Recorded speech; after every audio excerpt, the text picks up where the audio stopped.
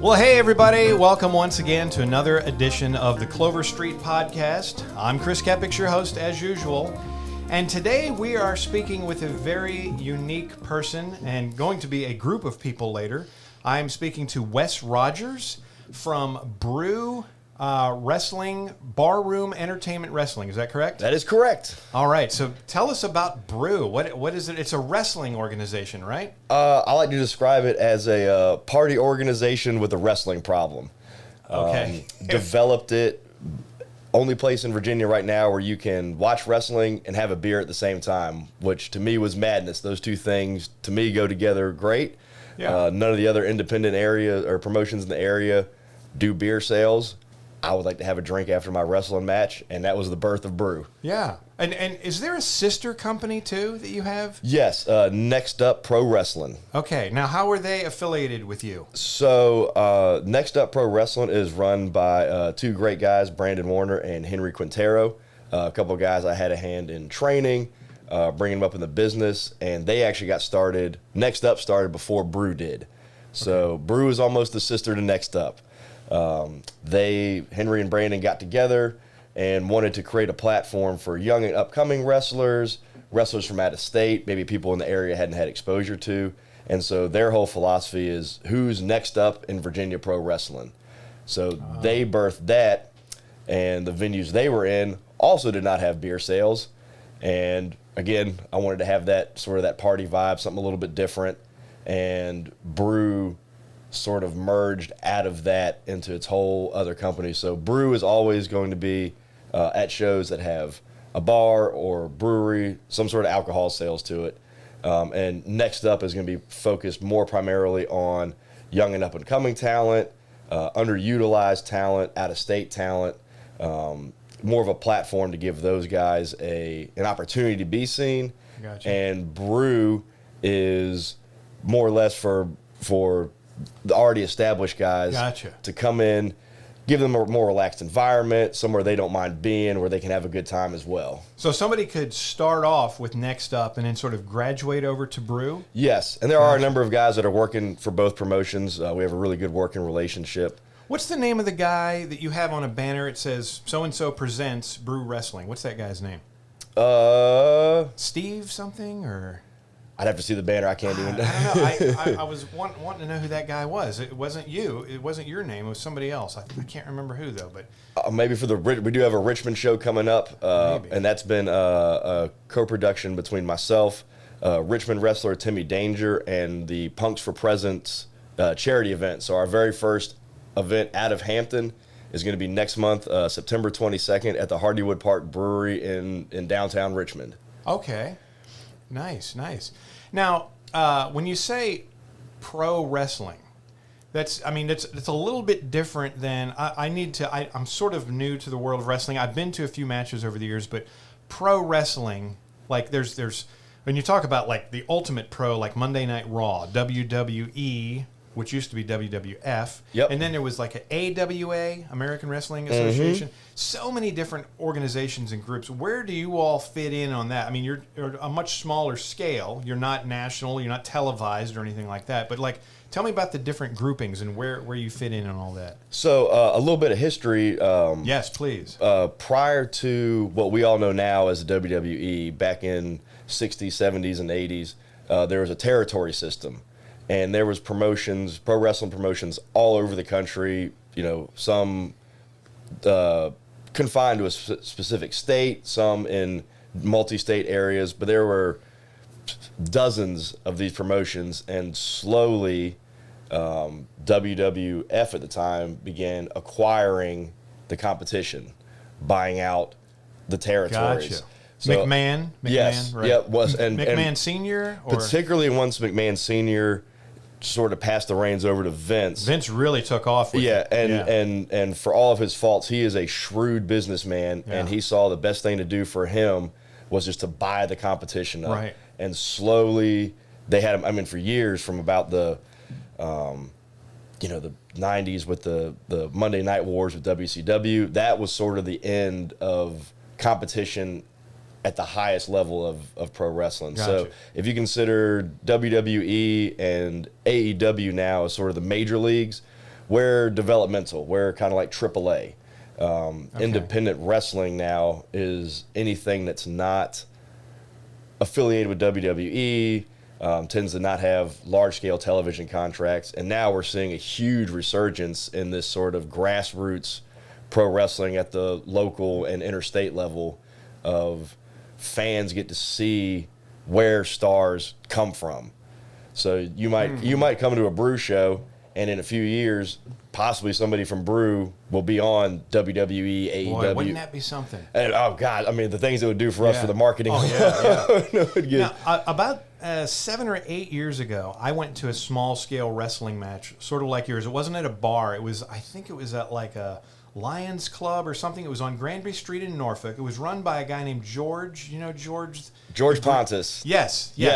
Yeah, and he's a great guy, by the way. Oh, and yes. He does these organizes. I don't know if he's sort of a manager or what, but I guess he's in a role similar to yours. He's always at the events. He's sort of walking around, meeting and greeting, making connections and everything. Is that an organization? And he has actually wrestled before. Did he? If you can, there's a hilarious picture of him in a singlet and wearing a bandana with my current tag team partner. What year are we talking about? God, that's got to have been Did he wrestle? Oh yeah, that's got to have been at least 7, 8 years now. Oh, that recently. Yes. Wow. Yes. So he's their on-air general manager and also has an actual role within the production side of the company as well. In your company? No, with another company located over in Norfolk. Okay. Would that be considered your competition? Yes. Yeah. Sort of. This area is so big. I think there's over 1 million people living in 7 cities now. Right. So there's enough people to where the environment can support. I think there's 4 promotions in the area now. Okay. VCW over in Norfolk, Brew, and next up here in Hampton. And Mid-Atlantic Territory Wrestling is over in Gloucester, although they have now expanded all over the place. They've run Northern Virginia, out past Richmond. So right here in the area, there's 4 independent promotions. You know, I think there's enough demand, there's enough hunger in the entire Hampton Roads, Tidewater, southeastern Virginia area for everybody to have to get their share. You know, I mean, there's a demand, and there's plenty of places for it to happen. I tend to agree that with the amount of people we have in this area, particularly with young military guys. I mean, they love events like that. Yeah. Who doesn't like to go out with the boys, have a couple beers, watch some wrestling? And each of these companies are all doing something so wildly different. I tend to think of VCW as sort of your standard pro wrestling show.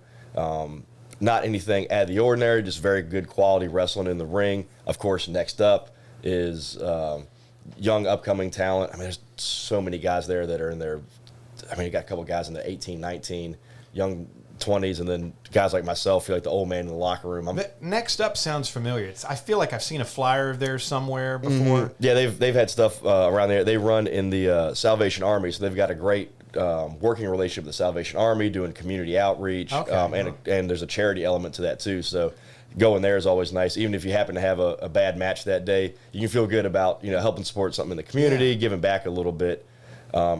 And Mid-Atlantic Territory has a focus on old school style wrestling. So like your 70s and 80s, kind of a little more focused on like the mat wrestling, story development, really working rivalries, and then Brew is like the weird sideshow. I like the shenanigans in my wrestling. So I like the weird, I like the funny. That's the funnest part, I think. The over the top characters. Yeah.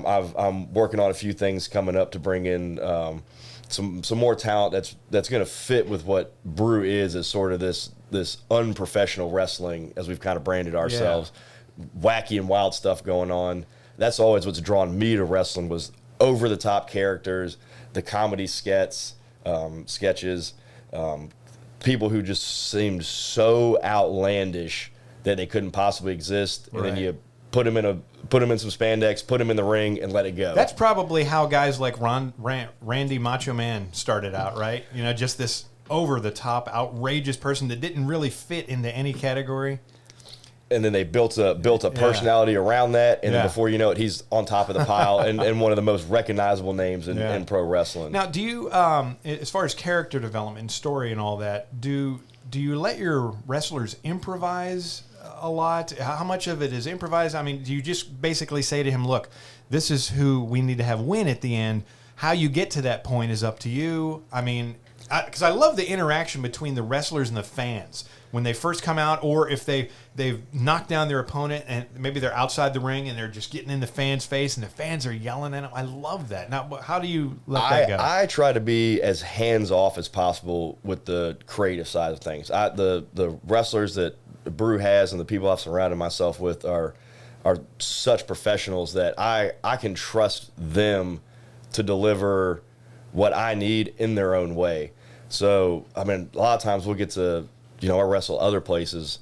Sometimes the matches are so, I hate using the word scripted or anything like that, but have been so developed in that process to where there's a time, they have a specific finish, they want A, B, and C to happen, and you got to deliver A, B, and C. It's a little more rigid. Yes, exactly. I try to be as hands-off as possible to let the guys and girls just flourish naturally. I personally don't like to be confined in a box where, hey, we need this exact thing from you. It feels like it's just less fun creatively. So there's been a lot of times right now at PBR shows. We're at the PBR in Hampton and Power Plant, and we have a 2-hour time slot. I usually schedule for 6, maybe 7 matches, and I try not to even limit the wrestlers on time. Right. Hey, if you can get it done in 6 or 8 minutes, great. How do they keep track of the time? Is there a clock somewhere that they can sort of glance at? No, the refs occasionally will have a watch on to kind of keep gauge of it. But again, everybody's such a professional that I've surrounded myself with on every level of the company. Right. That they get a feeling from the crowd. You can kind of feel that weariness of the crowd's kind of like, all right, like we're ready for something else. Yeah. Go ahead and all right, let's get to the end. Or when they're feeling it, when they're just feeding off of it. Yeah. That's when I tell them, like, hey, go an extra minute. Yes. If the crowd is having fun, whether that's cheering for the person they love or just booing the hell out of the person they hate, that engagement is what it's all about. So if the people in the ring are getting that, let them go crazy. And so I have a very loose structure on what I'm looking for within individual shows and then show to show. And kind of give, hey, here's what we got tonight, here's where it's going. I trust y'all to serve that up in the best way that you know how to, and so far it's worked out great. I saw a move. I don't think I was actually at the match, but I was on a highlight reel or something where I saw a guy. Is that big Hawaiian-looking dude with the long curly hair? Everybody loves him. Gabriel Kai. I think he's the one. And I saw him. He's not coming in today, is he? He is not, unfortunately. Okay.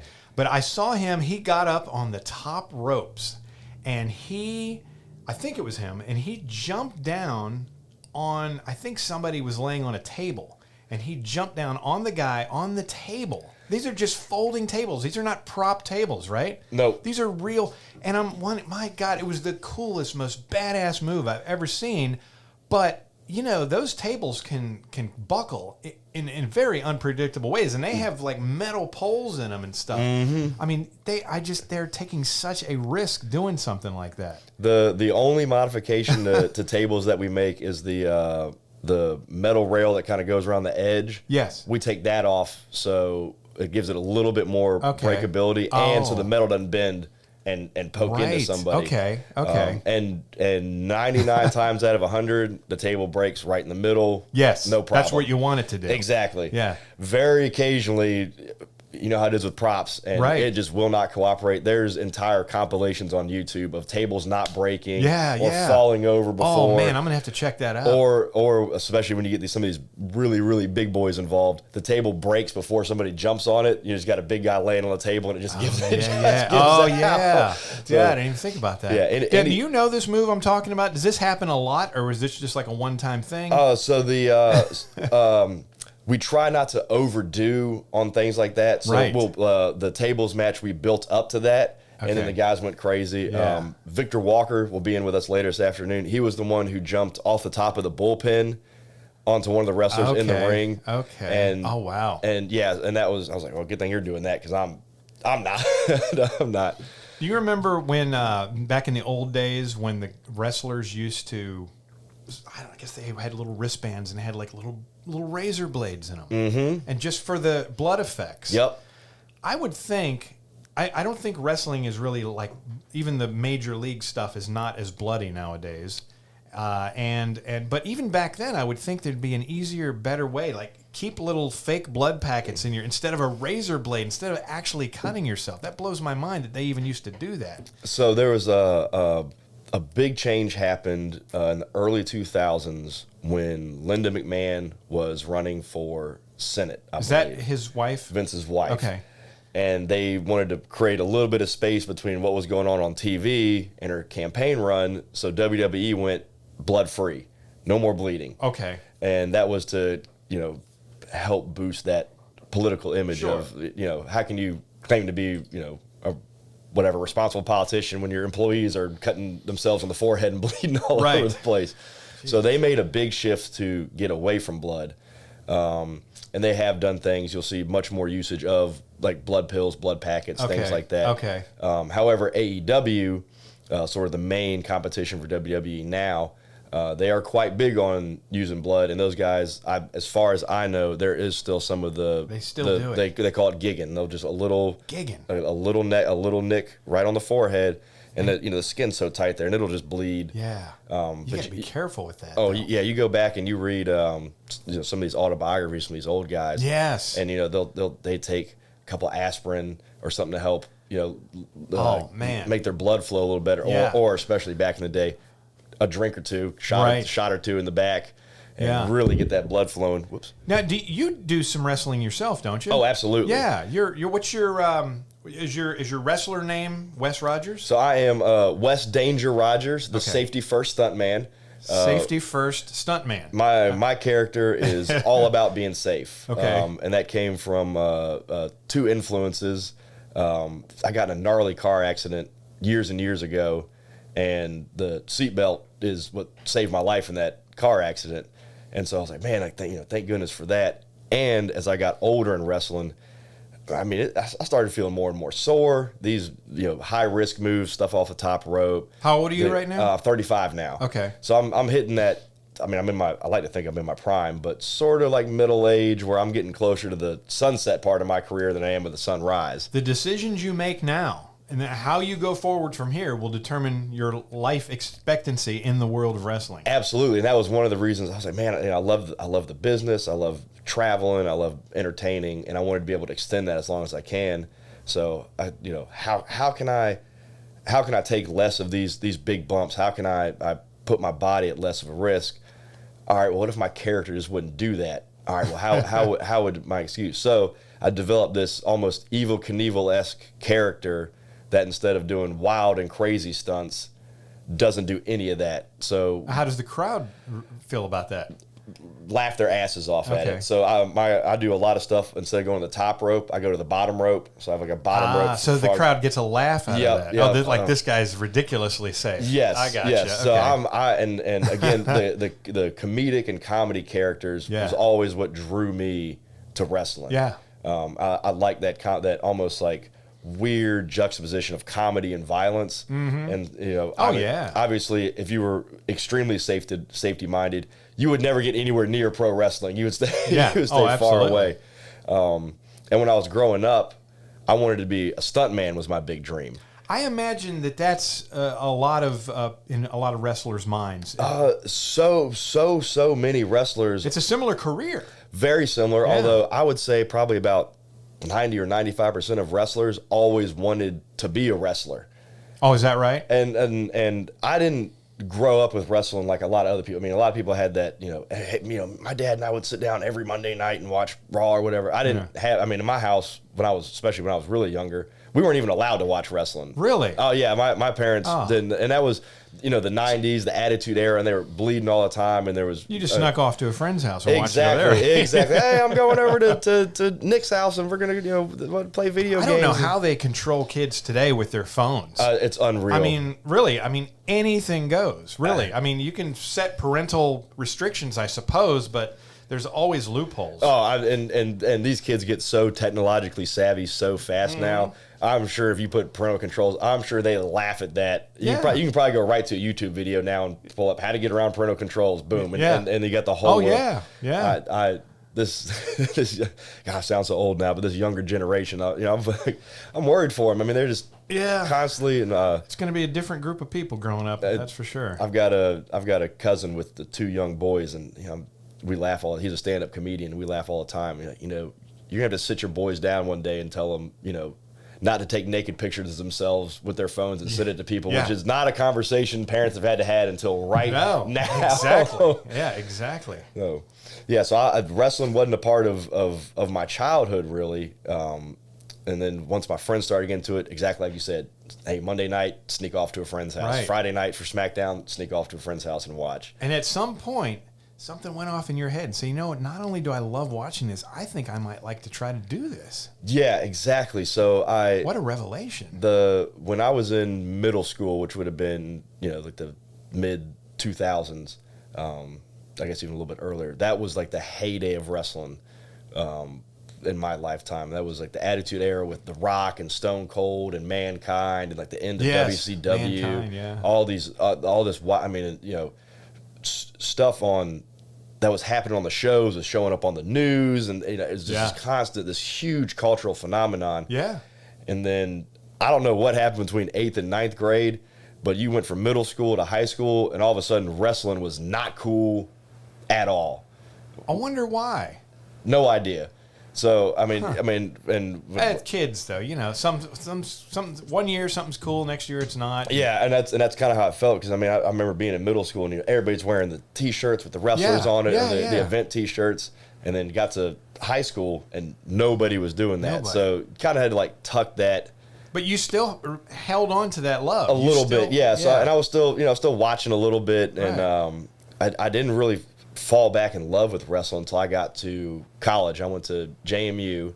Okay. And on my hall on Friday nights, a couple of these good old mountain boys would get together and pregame for parties. They'd watch Friday Night SmackDown and drink beer together. Yeah. And one day a guy knocked, hey man, we're watching some wrestling and drinking some beer before we go out tonight. You want to come down? And free beer is my favorite kind. So the beer was free? Oh yeah, he's like, yeah, we got beer in the fridge. Come on down, head down. Okay, so, right. So I was like, yeah, all right, cool. So I started hanging out with him for the beer.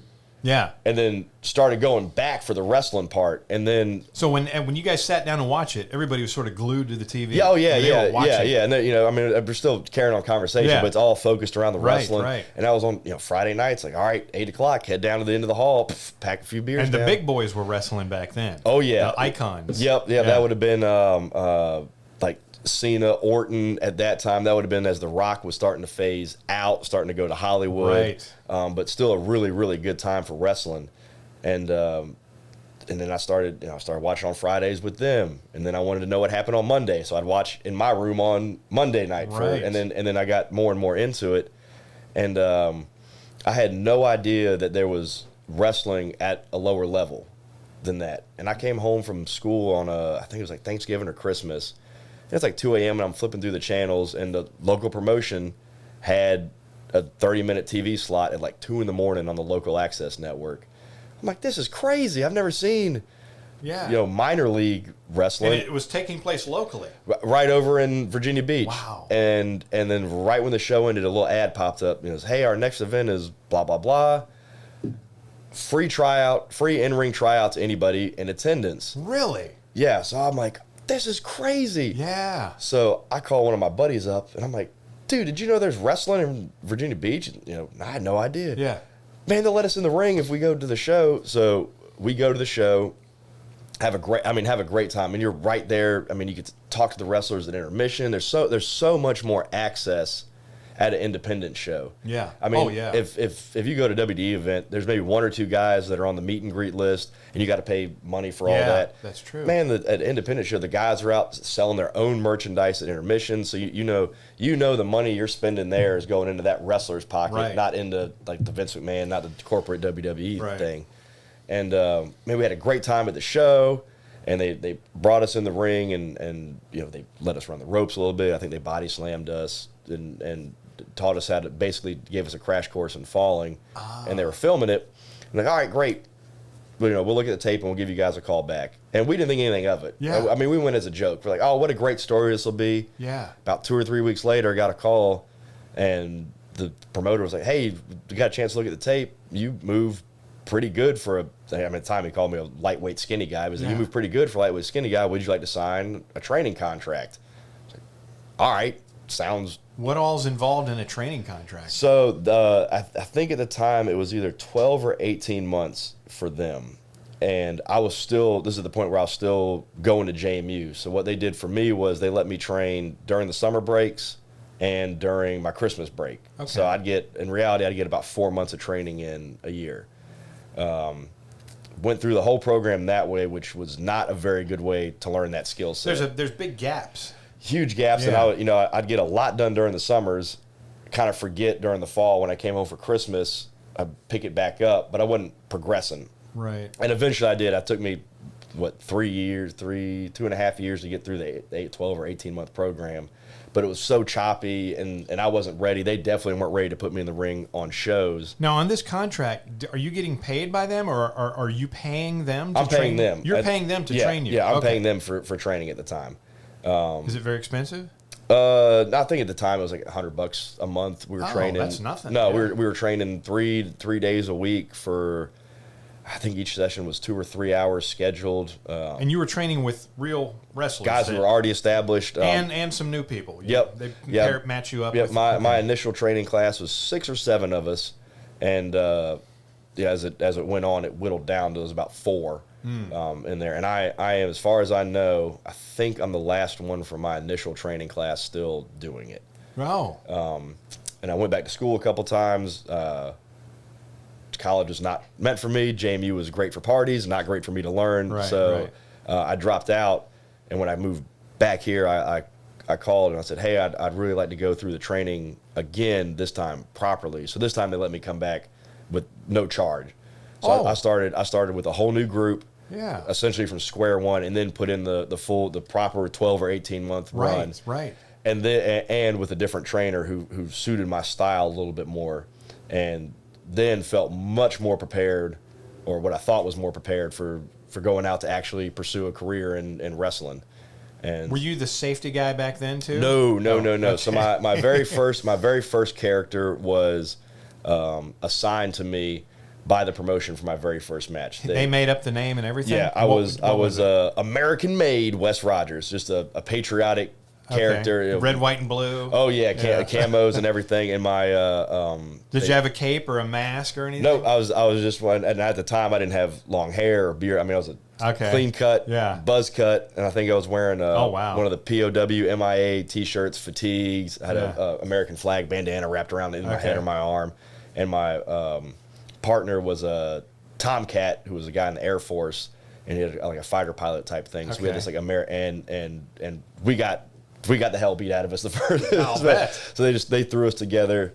So I did this USA character for a few months, and then they put me under a hood in a mask, and I was part of a tag team, the West Texas Hangmen, which was a blatant ripoff of the old AWA group, the Texas Hangmen. And so we wore jeans and cut off flannel shirts, had these masks. And How many of you were in the group? 2 or 4? So there was always 2 on the show, but there ended up being, I think, 3 or 4 of us that would go under the masks. And, and so I so you could switch out and people wouldn't even know. Pretty much. So was it like a Nacho Libre style full face mask? Yeah. Oh yeah. And my partner at the time and I, we designed the masks ourselves, and had never wearing a mask before. Made a lot of mistakes on the design. It was a super thick, like heavy gauge material, so it didn't have a lot of breathability. Right. And we wanted our mask to look similar to the original Hangman mask, and theirs had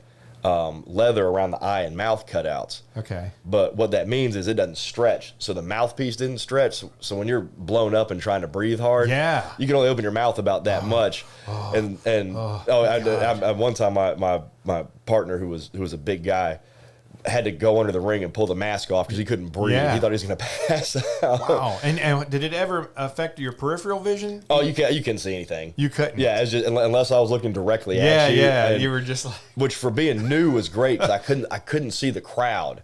Right. So as far as I was concerned, it was just me, the guy in the ring, and the referee. And that helped. It was like having blinders on a horse. So I could the nerves. At that time, it took me all of my brain power to focus on what was happening. Like, okay, we just did this. What's coming next? Trying to remember the little things. Where's the camera at? Where's the So a lot to be aware of, a lot in your mind that you have to be thinking about. And especially when you're new, and it's all those thoughts are all flooding in all at the same time. And I never thought of that. I mean, you got to. Where's the camera? You're looking for both the. There's a hard camera that's always in the same place, and the roving cam. So you're looking for a camera, remembering to let the crowd see you, and the whole time you're exhausted. I mean, you're breathing hard and everything. So I was this character. And I had a really good run, even though it was originally supposed to be just sort of a throwaway thing. We ended up being such good bad guys that they're like, hey, we're going to keep rolling with this for a little bit. That's what you want to happen. And eventually we kind of ran the course with it, and they're like, all right, we're going to kill this character off. It's time for you to develop your own character. And at the time, once you get to a certain point in the organization and you've shown a certain level of competency and ability, they let you do that. That's a big deal. Yeah. Okay. It was some places will let you create the character from right off the jump. Places like WWE assigns you, this is who you are. There's so much money there. They're like, take it or leave it, or somebody else will take this spot. Everything we've done for Brew, I just let the guys just be the characters that they bring to the table. That they sent to me. So, but I hit this point though. We're killing off the Hangman. You need something else. And at the time, I was a huge gamer, so I've developed this gaming character. I was Hax Bandito, the video game luchador. Wow. And I had Mario mushrooms on my tights and everything. Oh, wow. And the character, in the ring, I would try to throw like fireballs and it wouldn't work. Do like the tiger uppercut. So I pulled a lot of stuff from video games. Yeah, like Mortal Kombat kind of. Exactly. And I was doing the kneel down uppercut, the sweep kicks and all that. And I enjoyed the character. The crowd liked it, but it never got to where I wanted it to be. And I actually debuted that character the same night that they killed off the Hangman.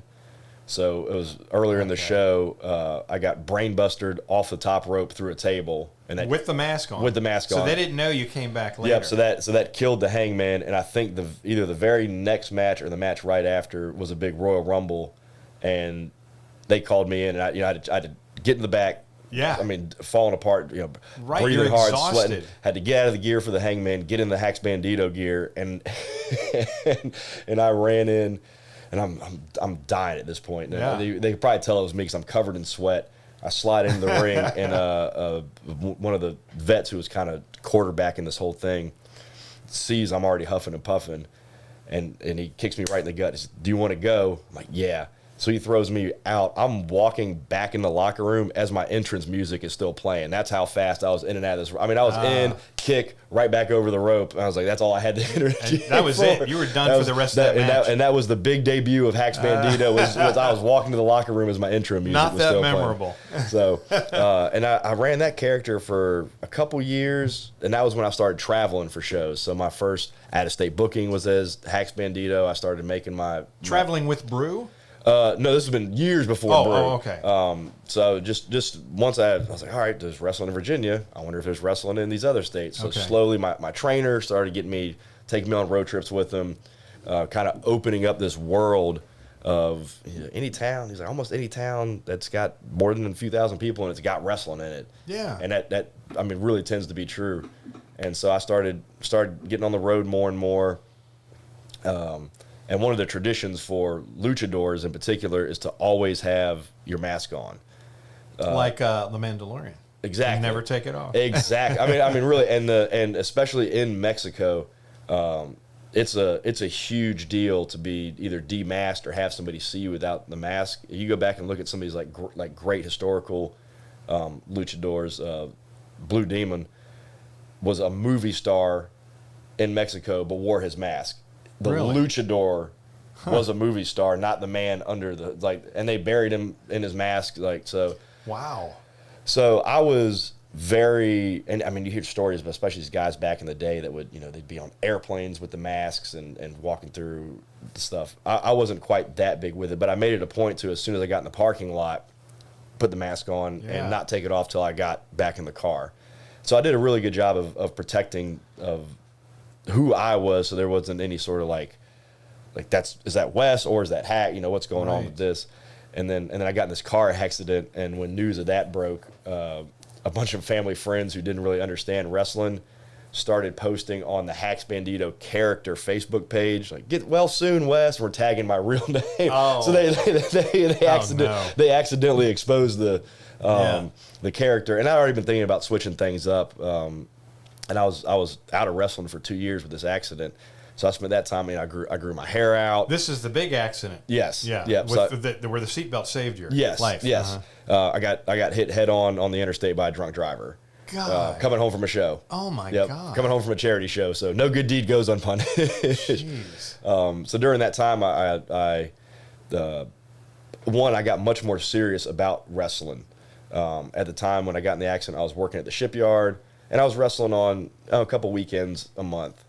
But obviously, when I woke up from surgery, the doctor's telling me, he's like, hey, you'll wrestle again, but it's not going to be when you want to. It's going to be a while. Right. And, of course, when somebody tells you can't do something, that's when you want to do it more than ever. So I spent that time, I was like, all right, I'm going to develop a new character, and when I come back, I'm going to take my career much more seriously in terms of fulfilling what I want to do out of it.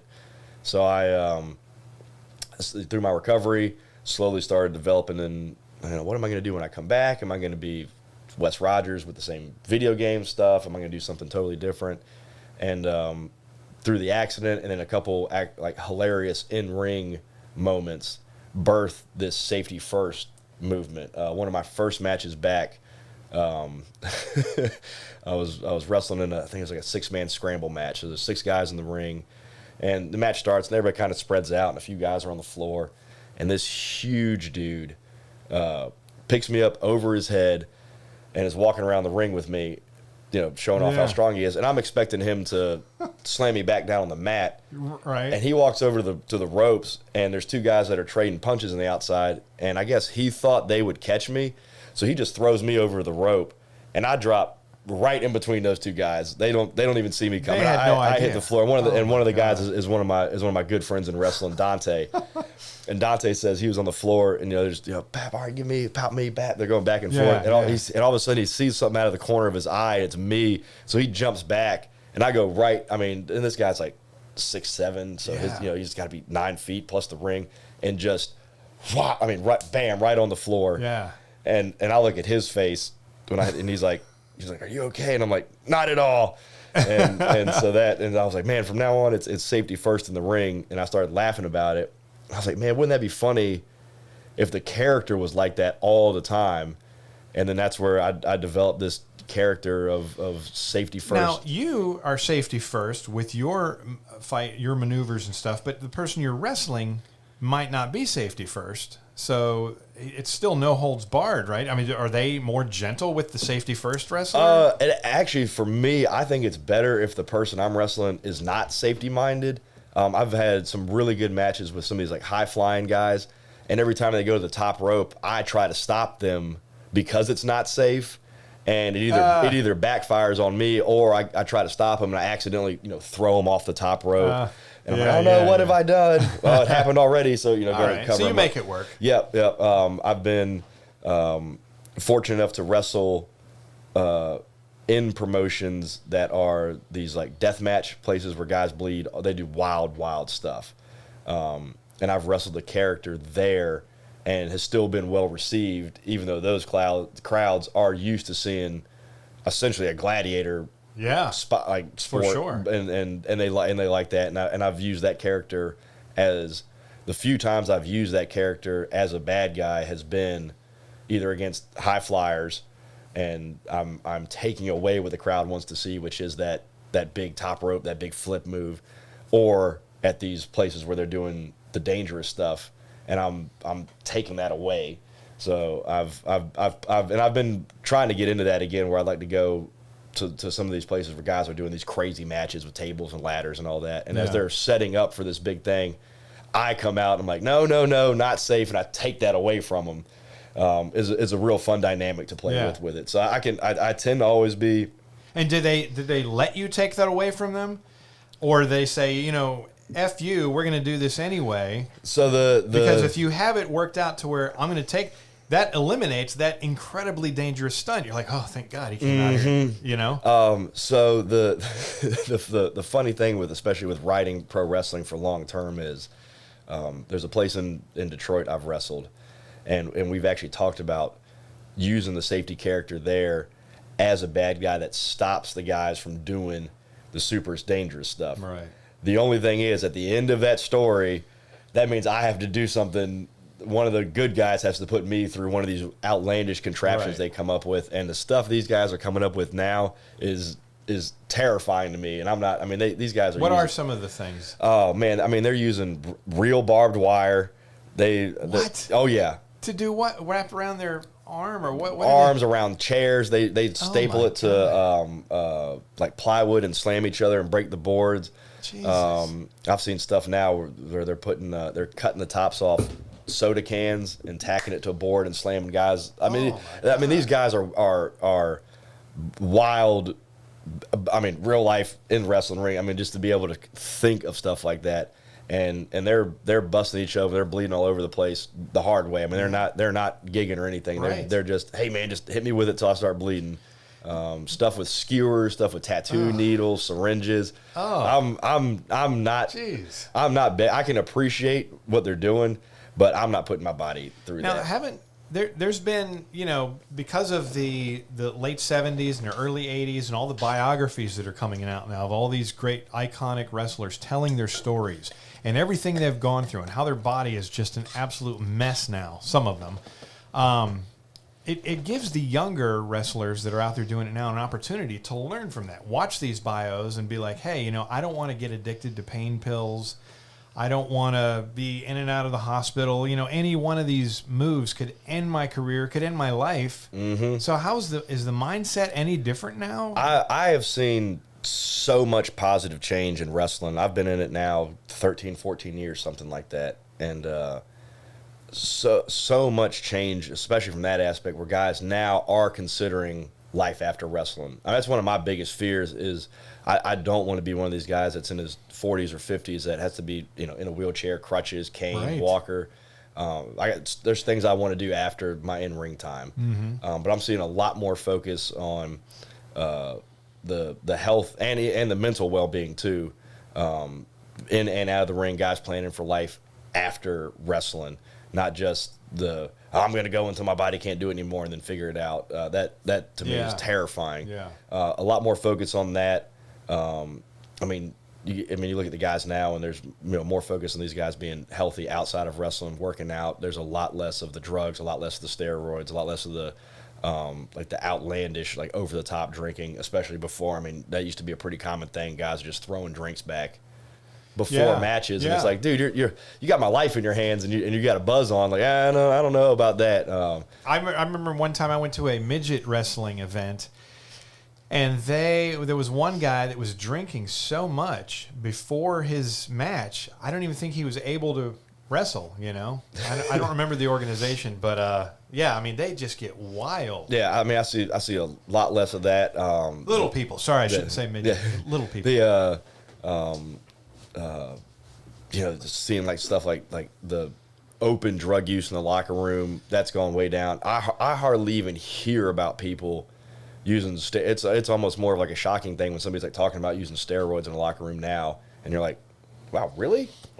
Now there are some good performance enhancing drugs, some like testosterone builders and things like that are safe, right? I guess because of the wonderful world of the internet and YouTube videos and all that, you can learn the safer way to. And even I mean, I'm definitely not condoning their usage, but the anabolic steroids have gotten much better since the days of like the 80s, and I mean that was the whole era of. I mean, these guys were rocking bad steroids and good cocaine, and those are not two things your body can handle well. So yeah, I mean, and stuff. I think people now have a better understanding of. You may not be able to get like Hulk Hogan huge, but working out, dieting properly, supplements you can get at GNC. You can have an athletic look to you without putting your body through that stress. I mean, most of those guys now I mean, they regret that usage during their time. What do you do what do you do personally as far as, do you go and do you have like a regular workout regime that you do every week? Yep. And do you participate in CrossFit at all? So I help train at the Primetime Wrestling Alliance School in Yorktown. They got a head trainer there. Dante is out there 3 days a week, and I go and assist on Mondays and Wednesdays. They have a gym built in? It's actually in the Body by D gym. So the whole gym and in the one of the rooms they have the wrestling ring. So the guys are in there 3 days a week. We've got people who've actually just signed up brand new, and guys are just about to graduate, about to start on their own journey now. So I'm there. I'm in the ring at least twice a week. And I go to the gym to work out 3 or 4 times a week. That's good. And then another 2 or 3 days of not quite CrossFit, but high intensity cardio, circuit style cardio that helps simulate what I think simulates in ring work the best, which is bursts of activity and then a short little pause and then rinse and repeat for however long the match is. I did CrossFit for a while, and the thing that I didn't really like about the particular aspect of it was a lot of it was do as many of these as you can in a certain time period, and it's like I think that having proper form and lifting properly, taking your time. Who cares if you could do 50 in 1 minute or whatever, of any kind of exercise, Take your time and do it right instead of just blasting through. Hey, I did 70 improper pull-ups or whatever. Yeah, I tend to agree. You can hurt yourself really bad. Absolutely. The injury rates in CrossFit tend to be a little bit higher than some of your other because of that very thing. You're dealing with loaded exercises for time. Right. And you're worried about, man, if I can just get one more, right. if I half-ass this one, I get one more in, right. and then you're stressing those joints. I like the principle behind CrossFit. I like the type of exercise that they're doing. It's just the competition and the speed, and it's just always so important to lift things properly and to just not rush through it. I've heard Arnold talk about now that he's older and retired and everything. He says you take more breaks, you're still getting the workout in. You just, you don't need to do 20 and then take 60 seconds. Do 5 and take, 15, 20 seconds. Yeah. And I'm again, the injury prevention is a huge thing for me. So yeah, proper form, proper technique. I don't do anything heavy weighted with my cardio for that reason. Right. My favorite thing for cardio is a system known as Tabata, where it's 20 seconds of just as hard and fast as you can, rest for 10 seconds, repeat that 8 times over. Okay. And that gives you, and you take a minute break at the end. So that takes 5 minutes, do that 4 or 5 times, that's all you need. And that's what I do, especially this time of year. It's beach season. Yeah. Try to keep everything a little tight for the beach. So, and being able to breathe in the ring is huge. I mean, you start getting that feeling like you're drowning on dry land, and now you're forgetting what's coming. And that's how accidents happen, which can either mean something gets blown, you're like, that looks bad, or you get hurt, which is the worst. Like, what if you're in the ring and something's getting ready to happen, but you're just not quite ready? You haven't recovered. Like, how do you let the other wrestler know? Just tell them we call them rest holds. Put me in a rest hold. So he'll lock some sort of submission on and give you that 30 to 60 seconds to catch your breath, and you're still you're doing like that. He's got me. But right. So we've got a lot of these tools, and we can communicate. It's crazy at a live event, even with the fans being right there. It's loud, so you can carry on a conversation almost as loud as we are right now. They got no idea. Yes. A lot of pro wrestling terminology has come from old Carney speak from back in the early 1900s. So we've got all these little code words, and even if you hear the word, it won't register to you that we're communicating. Right. So we can kind of pass information. The referee is passing information. If we happen to be on opposite sides of the ring, right, and it says, "Hey, he says watch out for the elbow" or whatever. So we can. So okay.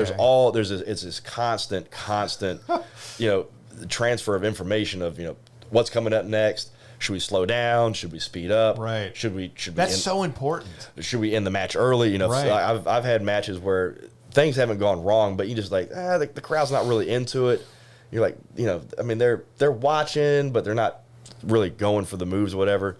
hey, let's go ahead and get out of here a minute or two early. And then the flip side of that, man, when they're chomping at the bit and shaking the guardrails, yeah, let's go another minute or two. Some of those refs are hilarious. I mean, some of the things the refs do are just, oh my God, they crack me up. Oh, and their personalities just as much as the wrestlers are. Yeah. And I know for being a ref, it's hard to be noticed without being overshadowing. Right. So you don't want to be overshadowed. It's a real fine balance. And I've been lucky.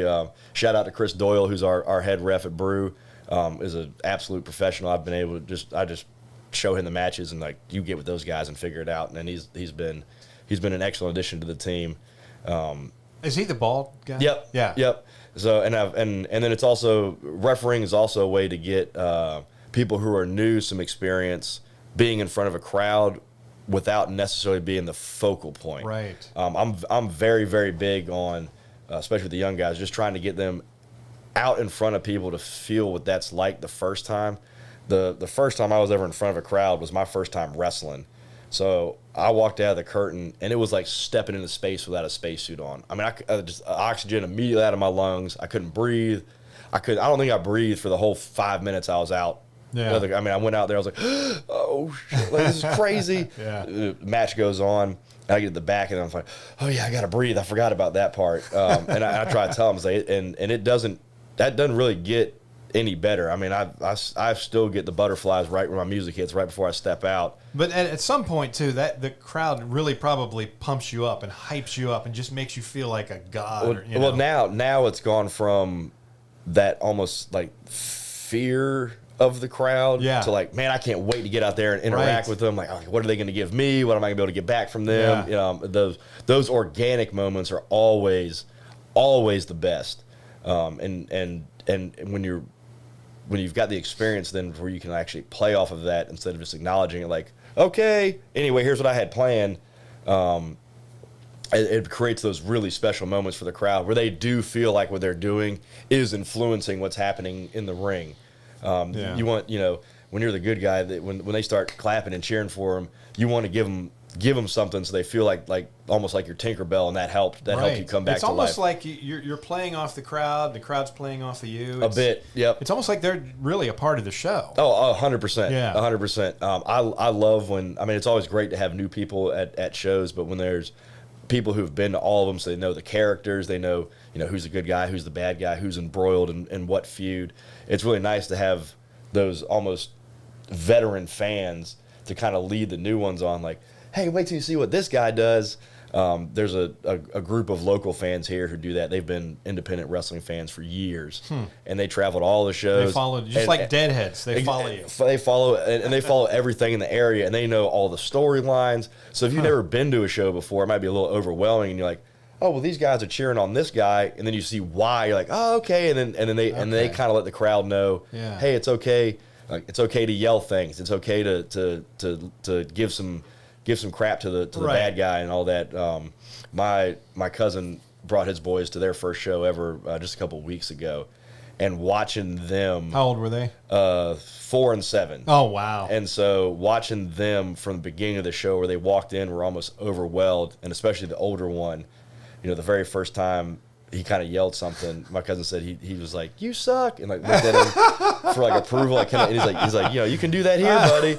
And by the end of the night, he's like, you suck. You kick his butt. His face is red. He's yelling so loud. So, and that was really cool to see that, to where, they walked in and they were like, what is this? And then the younger one, I had to send a video to him, because he was worried they were really beating me up. So that night I was like, hey, just letting you know I'm okay. But yeah, so it's the crowd is the actor, the fourth actor. It's you, your opponent, the ref, and then you also have this other entity of being the crowd. And then today are we gonna try to wow them? Are we gonna make them laugh? Are we gonna make them hate us? Are we gonna try? Are we gonna try to do some weird stuff? That's just the funnest part of wrestling. It's a lot more than just two guys going at it in the ring. I mean, I think all entertainment, it boggles my mind as how closely related all live entertainment is. So wrestling, music, stand up, that connection between art and crowd is where the magic moment is. Yeah. Is, you could, band come out with the greatest set list ever, but the crowd wants to hear, we want to hear this song from, like, all right, give it to them. They're loving it. Yeah. So yeah, and now I enjoy those moments more than, and I structure my matches around giving myself a little bit of that wiggle room in case something happens. Are there certain moves that the crowd knows the names of that will call out, hey, do this? Or whatever? Yeah. Especially with their favorites. Although the one thing that always translates is the moves from the wrestlers they grew up with. It's like right now, you can always fall back on the Stone Cold Stunner or the Rock Bottom. That's what people from my generation remember the most of. If you need something easy, you just hit that stunner and everybody goes, oh, they go crazy for it. So being able to play with them like that. Right. And then I'm also a big fan of teasing the stuff they want to see and not giving it to them when they think they want it. Right. There is a little bit of that element where you can't you can't give them what they want all the time. Right. Especially when they want it. It's got to be a surprise. Yeah. Oh yeah. Yeah. But it's that crowd interaction. The reacting to and playing off of the. I don't want to use the word heckler because that's such like a negative. But the guys that are loud. You want to be able to give them a little bit of attention because that's what they're there for. Give them their money's worth, and then they'll bring somebody else. They'll bring. It's completely different with stand-up. We don't want that heckler. They don't want that over-the-top heckler that just won't stop. See, it's well, yeah, especially when they're derailing the show. Right. But like my cousin's favorite thing now is shutting hecklers down. Oh yeah. He's like it's such a as a comedian, it's so, I guess. It feels great. Oh, there's some great comeback lines. And actually, when he was in town, I got to see him. And what's his name? Graham Curran. And he's a stand-up comedian. Does he perform at Kazi's or Funny Bone or anything? When he's in town, he actually is a writer out in L.A. now. Really? But he's on strike right now. Yeah, he's got time to travel. Is why he came to see us. So he stand-up was his always his first love, but it was the actual writing of jokes. Okay. And now he's doing that, but he said he missed, especially during the pandemic, he missed that interaction, that bantering back and forth with the crowd. So I went to see him one night, actually after a show, and he came to my show, and then I went to his. And there's this lady in the second or third row was hammered, and was just talking, not even heckling, just talking to the person next to her loudly and being disruptive. And the 2 or 3 comedians we saw just didn't do anything about it, just kind of let it go. And right before he got on stage, they left. And he was so mad. And he's like, I've spent the past 15 minutes writing all these jokes. Yeah, and he's like, going to get him. And he told him anyway, but he's like, it feels good as a comedian to take that hijacking of the show away, steer the show back on course to where everybody's having a good time instead of, hey, you gotta listen. And there are hecklers in wrestling. I mean, you get these guys that, like think they know what's happening, so they're calling stuff. Any funny stories of particular hecklers that were real? There was one guy that I always remember this that used to always yell out work rate. And for wrestling, work rate is just how slow or fast you may be getting into certain things. So typically speaking, like a high flyer will have a faster work rate because they're smaller, they're more agile, they're running around a lot more. And bigger guys might have a slower work rate. So this guy, whenever there was a moment in the match that was kind of a down moment by design, he'd start, work rate, come on, fellas, pick up the work rate. I see.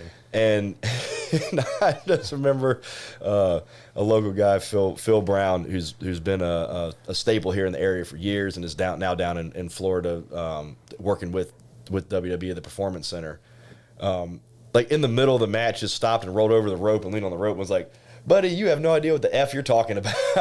And the guy was like, okay, I guess we're like, he did not expect to be called out on that. Fortunately, I haven't seen a whole lot in the way of just pure heckling that has like derailed the show. The biggest issues I've ever had with the show being derailed has either been ring malfunctions.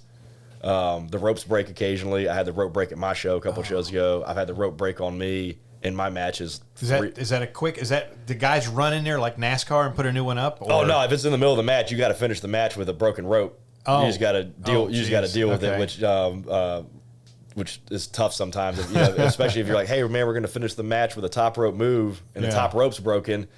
you need a whole new plan right on the fly. Yeah, I noticed that. But in between matches, the guys are always over there tightening up, making sure it's. Yeah. So that's actually the ropes I used to have, those blue ones, were actually real rope, and those need to be tightened frequently. There's much more stretch to it, and I've just replaced those now with the ones that are a lot more standard in the industry, which is a steel cable with a rubber tubing around the outside of it. Oh. That you can put those things up, maybe tighten once if you need it. They're a lot more stable, a lot more uncomfortable. I love the ropes because I don't go on the top rope very often, but it's much less stable. So the high flying guys like that, the stability that the cable rope provides. Right. But yeah, my ropes broke 3 times in one show a couple shows ago. My ropes broke. Yeah, so I was like, we gotta get rid of that one. You got we just hit an hour. Oh, hey, we're doing pretty good. Cool, and Victor Walker is on his way. I went to this is going to age me for real, but the first wrestling match I ever went to, I was probably 14 or 15 years old, and it was at the Hampton Coliseum. We're talking 85. I saw Wahoo McDaniel. Nice. I saw Dusty Rhodes. Oh man, I patted him on the back when he was walking by. It touched a legend. And Magnum TA was there. And it was so fun. I was having so much fun. I was so into it. I was standing on my chair, which was a folding chair, and I was jumping up and down so excitedly that I actually fell through my chair. It collapsed on me. Thankfully, I wasn't hurt, but I lost my mind. And then, of course, Saturday morning cartoons, the Hulk Hogan and Friends. Mm-hmm. Oh my God, that really is aging me though. But yeah, well, and this area has had a great history of wrestling with the Coliseum and the Scope, and during the Monday Night Wars when Triple H and Shawn Michaels as DX drove the tank from Coliseum to Scope to beef with WCW. An actual tank? Yeah, the broadcast said that they drove it from the Coliseum, but everybody local was like, man, you ain't getting that thing through the tunnel. Ain't nobody buying that. Yeah. But it was a publicity stunt they pulled off there. My dad is a retired Hampton police officer and worked wrestling there back in the day at the Coliseum, and has hilarious stories about he said one of the shows he was working, he was doing the security for the meet and greet, and he couldn't remember who it was, but one of the bad guys was just laying into a kid and was like, you little shit and all this. And he saw my dad standing there, and he goes, oh my God, sir, I'm so sorry, is that your kid? And at the time, my dad wasn't married. And he's like, no, I don't have any kids. He goes, all right. Anyway, you little bastard. He goes back to it. And then another time, he said one of the big scary bad guys accidentally, when you still smoke inside, put his cigarette butt out in my dad's coffee cup on accident. Thought he went, and my dad was like, "Hey, what the hell?" Yeah. And he's like, "Man, this guy all of a sudden was like, sir, I'm so sorry." He ran back into catering, got my dad 2 coffees and I think like a donut or something. And let's see. So a lot of these bad guys really are teddy bears when you meet them in person, huh? Yeah, I would say 90%. I mean, everybody's, we're all a little weird, but all regular people, all regular dudes. Yeah. And mostly, everybody's just fine. I think he said he's walking in now. Yeah, come on in. Hooty hoo. What's up, man? Hey, come on in. Come on in. You can grab a seat. Okay. You can whatever. We have another chair too for. Ladies and gentlemen, Mr. Victor Walker has entered the building. Victor Walker. I might need to readjust this camera just to get you both in frame. And we're back. We only missed a couple seconds there. All right. Nice. Victor. All right. Victor, what is it? Victor what? Victor Walker. Victor Walker. Is that your real name or your wrestling name? Oh, no, that's the word. What's your stripper name? They call me Delicious.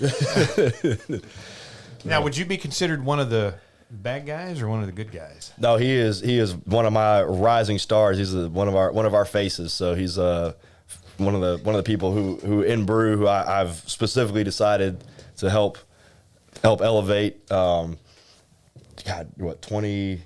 22. I'll be 23 in September. Oh wow, you are young. Yeah, he's about to be 23, so he'll be taking the reins of this when I stop doing the in-ring stuff. And I've had a hand in his training. Okay. And V's done good, so I like to be able to return the favor, and the crowd loves him, so it's hard not to put him on. Were you at the most recent match at PBR? Oh, end of the summer? No, I was there, but I was a little bit closer to the mic here. Okay, there you go. Anyway, Yeah. I was a You can fan. move this if you want to. Scoot it over a little bit closer there. Okay. You were there? You were not there? Yeah, I was there. I was Okay. a fan. I was just spectating. Okay. You know, just chilling it out that day, not getting too many bumps in. Gotcha, You know, gotcha. It was a really good one. Lord Yeah. have mercy. But he'll be right back in the ring in September. He's actually opening the show September 21st back at PBR. At PBR. Yep. Wait, when is your next show, actually? September 21st. At PBR? At PBR. You don't have any shows between now and then? Any other shows? Not for Any other- Brew. I'll be on the road pretty much every weekend between now and then. Do you do this full time now, right? Pretty you much. You don't wait tables or do anything else on Nope. the side? You too? Oh man, I do as much as I can. Yeah. Always got a hustle going. Oh brother, Yeah. gotta have something. Yeah. Gotta have some bit of money in my pocket. Yep. So between the wrestling, so I have the wrestling for my own career, the promotion, the training school, and I do some personal training on the side as well.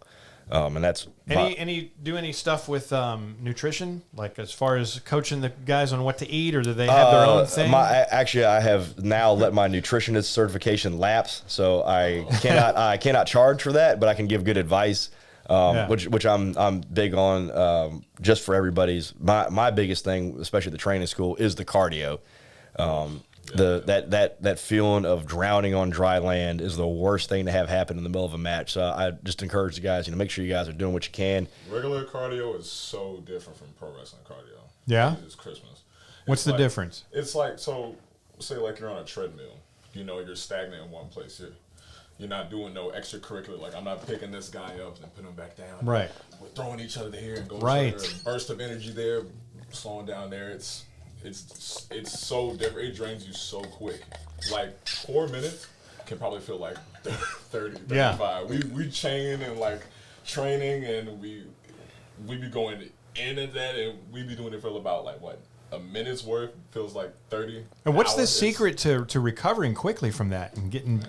Ice baths, in my opinion. Is that right? Yeah, and I got a gun. But Oh yeah, I've seen those. Yeah. Man. How long do you stay in the ice bath? 30 minutes. I can't stay What? that long. Hold on. How long did you say? 30. 30 minutes. Hey, if I can put on a TV show like on Jesus. the app, yo. Maybe I'm thinking of I'm thinking of like the stuff Joe Rogan does with the cryotherapy and Oh yeah, that's like 3 minutes in that. yeah. They actually have one of those. I think there might be one in Newport News, Yorktown, an actual. Yeah. Yep. I was thinking about trying it sometime. I don't know if I could handle it. I'm big on I've got the massage gun as well, and I'm big on the yoga as a part of my recovery. That is a very good thing. And you do yoga too? Shout out DDP. Yep, DDP, Diamond Dallas Page. Yes, I heard his interview. Highly recommend. Highly Okay. recommend that. Yeah. I think that's also, I'm being tall. I don't have a lot of mobility, so it's improved my flexibility a little bit. Wrestling is particularly hard on knees, hips, shoulders, and For back. sure. So Back, your neck. Oh my goodness. I went to one time, a foolish move of mine. I did a CrossFit class, and then somebody said, "Hey, let's go wind down and do a hot yoga class right after CrossFit." And it was I'd never even taken a real yoga class in my life, and I'm putting this incredibly sweaty. I guess they crank the heat up. I don't know what makes it hot, but it's hot in something there. about yoga, you're feeling joints you never felt before. Oh Like my your God. shoulder. I've never done hot yoga. I went when I used to live in Norfolk. They had a hot yoga in Ghent, and I went over there. And as I'm like getting the pamphlet in the front area, so I guess somebody in the back passed out, and the ambulance showed up. Oh like, my God! I'm like, I don't think this is for Dad, me. no, that's I don't not- think it's for me that's at not all. good.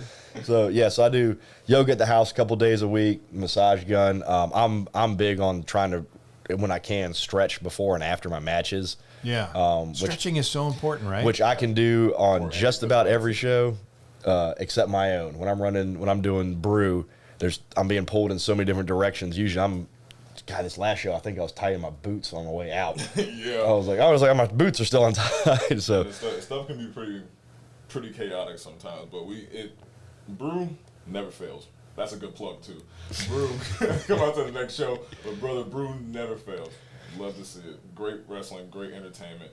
Honestly, I have the best fun. With me just starting off probably about almost 2 years into this, This is probably the most fun I've ever had. What made you want to get into this world of wrestling? Honestly, I've been every other story, seen this since I was a kid. You know, I've been to I don't know how many WrestleManias and Royal Rumbles and all these other pay-per-views. And there was a point in my life where a lot of stuff was just down bad for me, just the worst of luck. My mental was off. My depression was really kicking my. I can't cuss, right? You can. Oh, it was kicking my ass. Yeah. Goodness gracious, it put me so deep. But wrestling was the only thing that was there to that comfort. Yeah. And it was one time I was working at where was I working? I was working at Chick-fil-A at the time, and I was like what? I was like 18, about to be 19, right? 20. Yeah, 18, about to be 19. I was working at Chick-fil-A. Not that long ago. Yeah, not that long ago. And I had got fired because I had a family emergency and they couldn't understand it. And I was like, family over anything. If they can't accept it, oh well. You had to leave. Yeah, I sure did. And I did that. And they didn't like it. And I was so fed up because I was like, I'm not that good with jobs, brother. Okay? I get, I lose, I get and lose. But I always got something under my feet. You know what I'm saying? Yeah.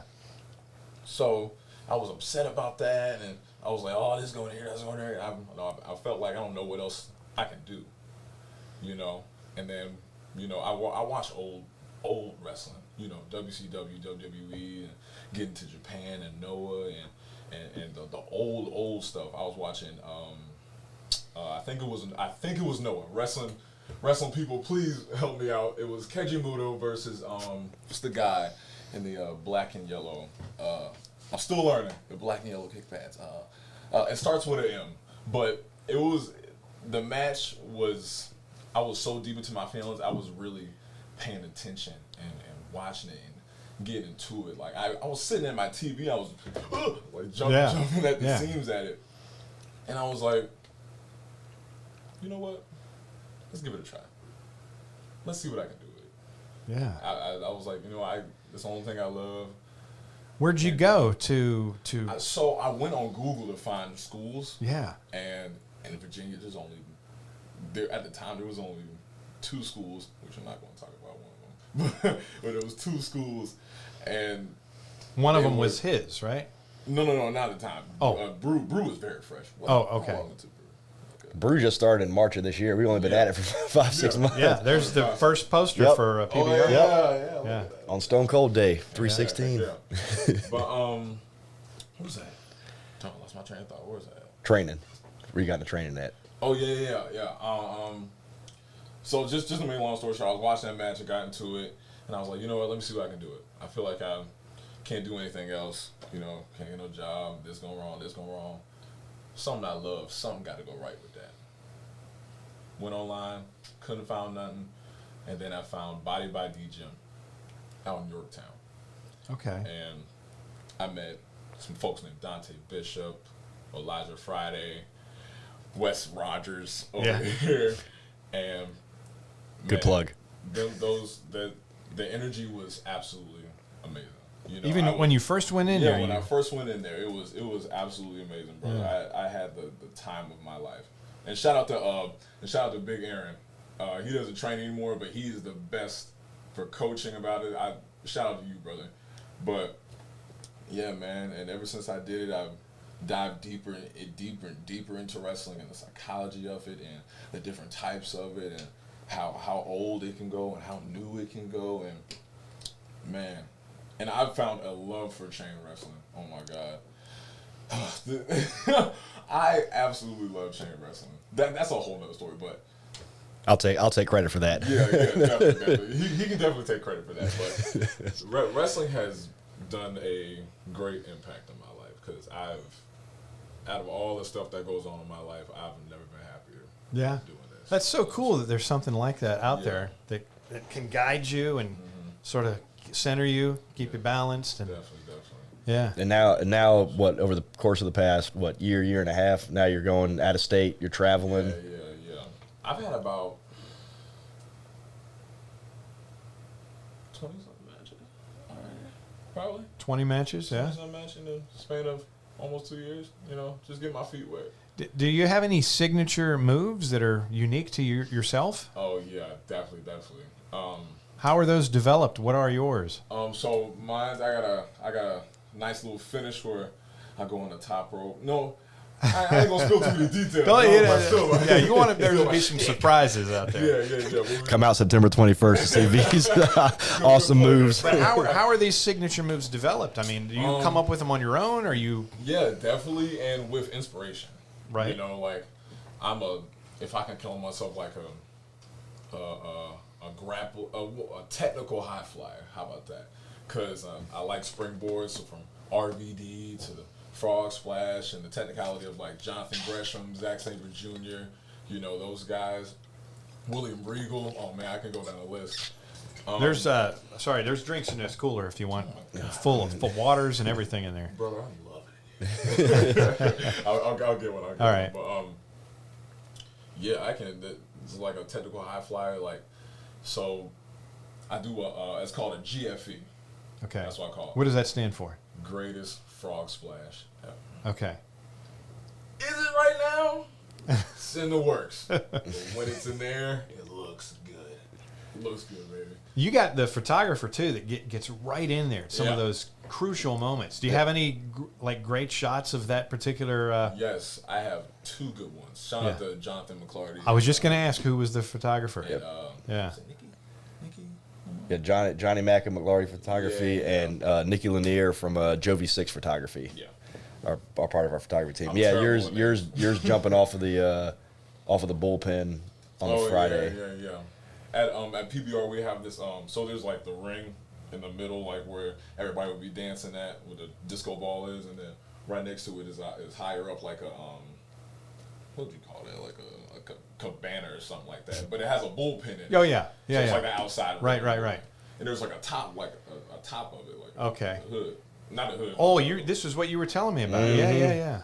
So right below it is like a little step like this, and I was gonna give him the GFE. It's pretty much I was gonna give him GFE. I was like, you know what? I'm lit. Go for it. Yeah. He did. I it was the railing. It was two TVs right there. Yeah. And I hopped up top. Thank God I didn't hit that TV. Shout out to God PBR. I'm really sorry. I love you, brother. You didn't break the TV, did you? Oh no. No, he hit it and it was rocking, and I'm sitting up in the I'm sitting. I know out. exactly what you're talking about. Yeah, I'm sitting behind that sidebar. Yeah. And I'm like, I know what's coming. I'm seeing him climbing. I'm like, all right, good. I was like, he didn't fall off the ladder, so that's a great start. Right. But I see that TV start rocking, and I'm like, this is about to be expensive, so expensive. Yeah. Yes, man. And then I got up there, and I felt like Jeff Hardy. It was so little. It's so different when you're like doing little stuff compared to big stuff you see like on TV, and it's like, dang, this is it. I'm in it. I'm in the big time, brother. Like I'm the best. And then I dove right on top. I said, boosh. Place came unglued for it. You landed in the center of the ring. Yep, right on top of his opponent, right on top of Elijah Friday. So I squished him, just squished him. So there's a whole technique to landing properly on that, and whoever's receiving the flying wrestler coming at them to absorb that just the right way. Yep. I've been on the receiving end of that one. You guys ever knock the wind out of anybody or get your wind knocked out of? I haven't done it since I was a kid in the playground. We wrestled each other last year in October, part of a Halloween thing, and he hit the frog splash off the top rope and flattened me. I mean, flattened me underneath him. Those were what ropes were those? Those were the rope ropes. Those were rope ropes, not cable, but like they were like. It's funny, we're just talking about that the before we rope got in rope. here. The real rope, not the steel. Yep. Yeah. So I got a good bounce on that. Man, Okay. and I'm laying there on the mat. I'm watching him coming down, Yeah. and I'm just like we're supposed to. We got forearms up, try to absorb, leaning up a little bit, and I mean, and I feel like I just like threw up all the air I had in my lungs. And then you're like, And he's got the pin, and this is the finish of the match. Yeah. And he's like, you all right, man? I'm like, nah, but it's a good thing we're done. And I'm like holding my ribs. She's like, you all right? I'm like, I'll be okay. I'll be fine. I mean, it looked great. I'll bet. Drink. Yeah, go for it. Right in that cooler there. Those are the things, we talk about all the time, especially at the training school. There's a difference between being hurt and injured. You're gonna hurt all the time in wrestling. Yeah, all the time. What we don't want to be is injured. So yeah, I mean, he knocked the wind out of me. I was like, yeah, I'm glad we're done now. And that's that conversation you can carry on in the ring. But you know, when you say you're sorry in the back. Yeah. when you're struggling a little bit because he maybe really did a number on you, that just helps sell it better. Oh yeah, you know, yeah, you ain't got to think about it. You're like, right. I'm doing this because he actually got me. You can't fake pain, brother. Yeah. I've been fortunate, knock on wood, in my career that the only injury I've had is I've a broken nose once, and that was by accident. By accident, but it was totally my fault. I knew what was coming. This guy had a really nice kick, and for whatever reason that day I was like, I'm gonna make this look really, really good. And I just stuck my face in there, and he kicked my face. Oh. And it was instant. I heard the pop, and that blood, and oh yeah, and my God. This is when I was the Hacks Bandito character. I had the mask on, and so like the mask is like getting filled up with this blood. And, oh my God! Oh, we haven't even talked about this yet. Virginia is a commission state for pro wrestling, so pro wrestling is regulated by the same commission that does boxing, MMA, and amateur wrestling. And one of the rules is there is no bleeding allowed. You cannot bleed in Virginia. What? I mean, really? Yeah. Not, even with boxing? Everything's supposed to stop. Stop. Okay, yeah, stop. Go to the corner, get fixed up, and plug it. And then if the bleeding can't stop, they have to call the fight. Wrestling is regulated differently.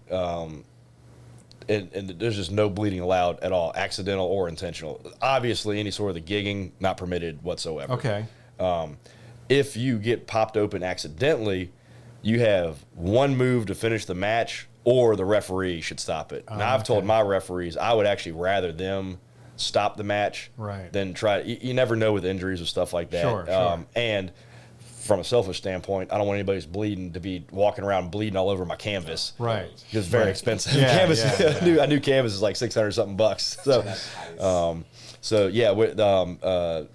because of that, when I broke my nose, I was so new in the business. I didn't want to. It was a tag team match, so I couldn't leave the match because it would throw everything off too much, and I was too new in the business to call an audible just to stop the match.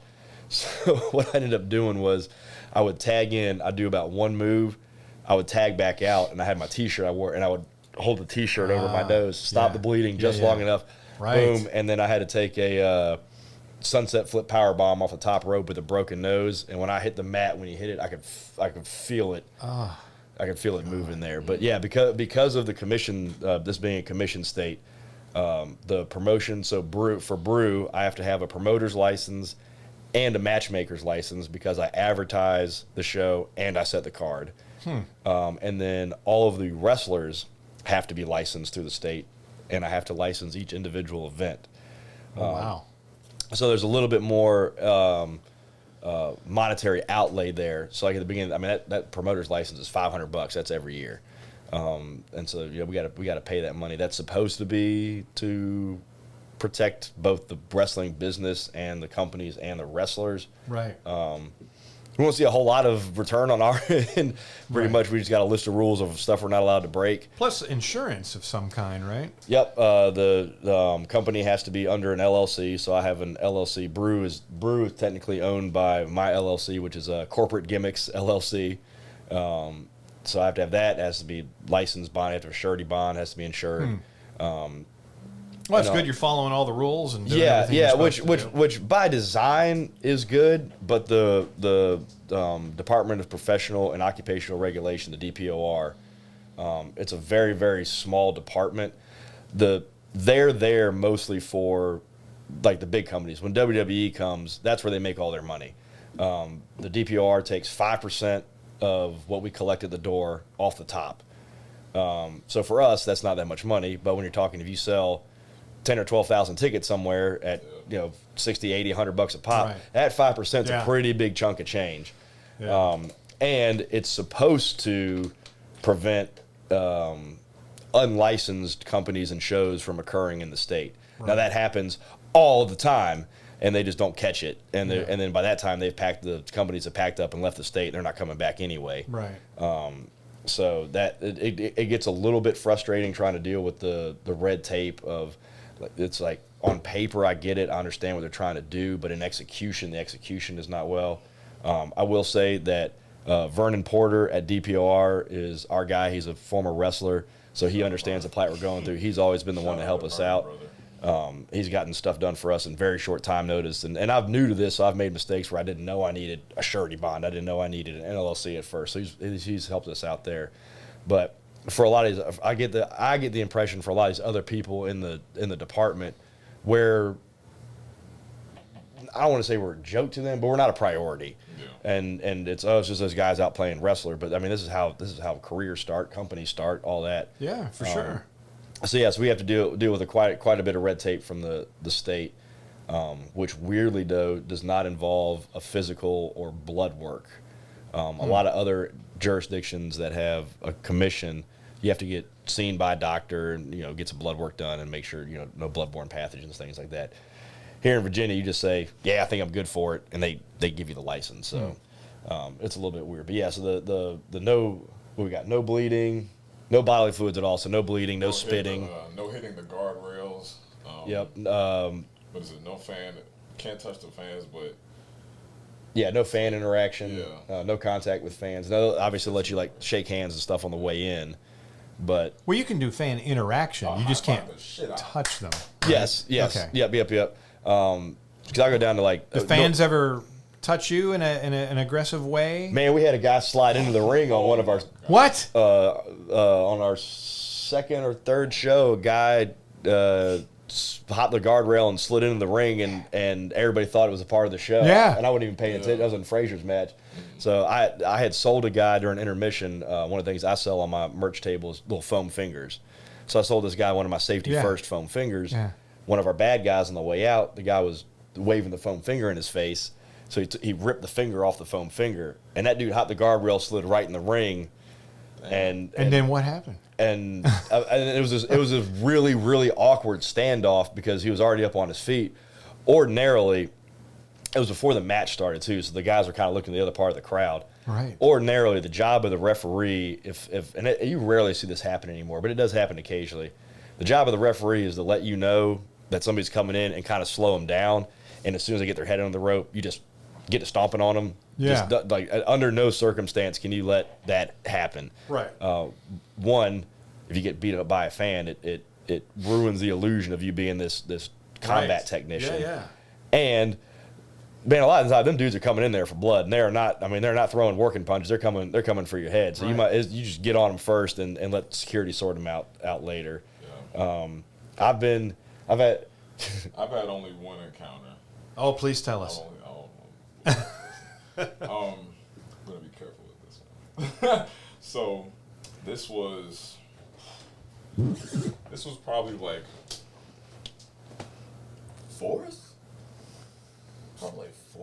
third match into wrestling, period. And I was in Pennsylvania at the time, and I was going against this guy. We're gonna call him what's the guy? Carrot Top. We're gonna call him Carrot Top. Carrot Top was a great guy to work with. I had a good match that night. One of my I came out as a manager for one of my other guys' match. I was in a faction at the time, and he had his match while we were outside being managers. There was this family of a big heavyset white guy, and it's about like 3 or 4 of his kids, and his wife is sitting there. And I'm a bad guy here, so I'm just working heat. Shut your mouth, you suck. And I was working him that night. I was seeing him earlier, like 3 or 4 matches earlier, because I came out twice for my match and that match. And this is a PG show, so it's not like Victor's like swearing at him or like this is at the mall, right? Yeah, this is at the mall. This is like bully stuff, right? Like, yeah. You shut up, nerd. Like easy pickings. Right. And so during the match, my guy while he's wrestling, I'm just working heat on him. it's probably about like 5-6 minutes into the match, right? It's going good out there. You know, we're working. And I was working him the whole night. So, you know what? Well, let's keep going. You know, he's like, you shut up, skinny boy, Well, I think it was his weight that he got offended about. I said, well, you shut up, big boy. Or I called him fat or something. That's like pretty that. mild. Yeah, that's pretty mild. And I said that to him, and we were about as close to this mic right here. You know, we were about that earlier. Yeah. I think it's fine. You know, here's Mike. Here's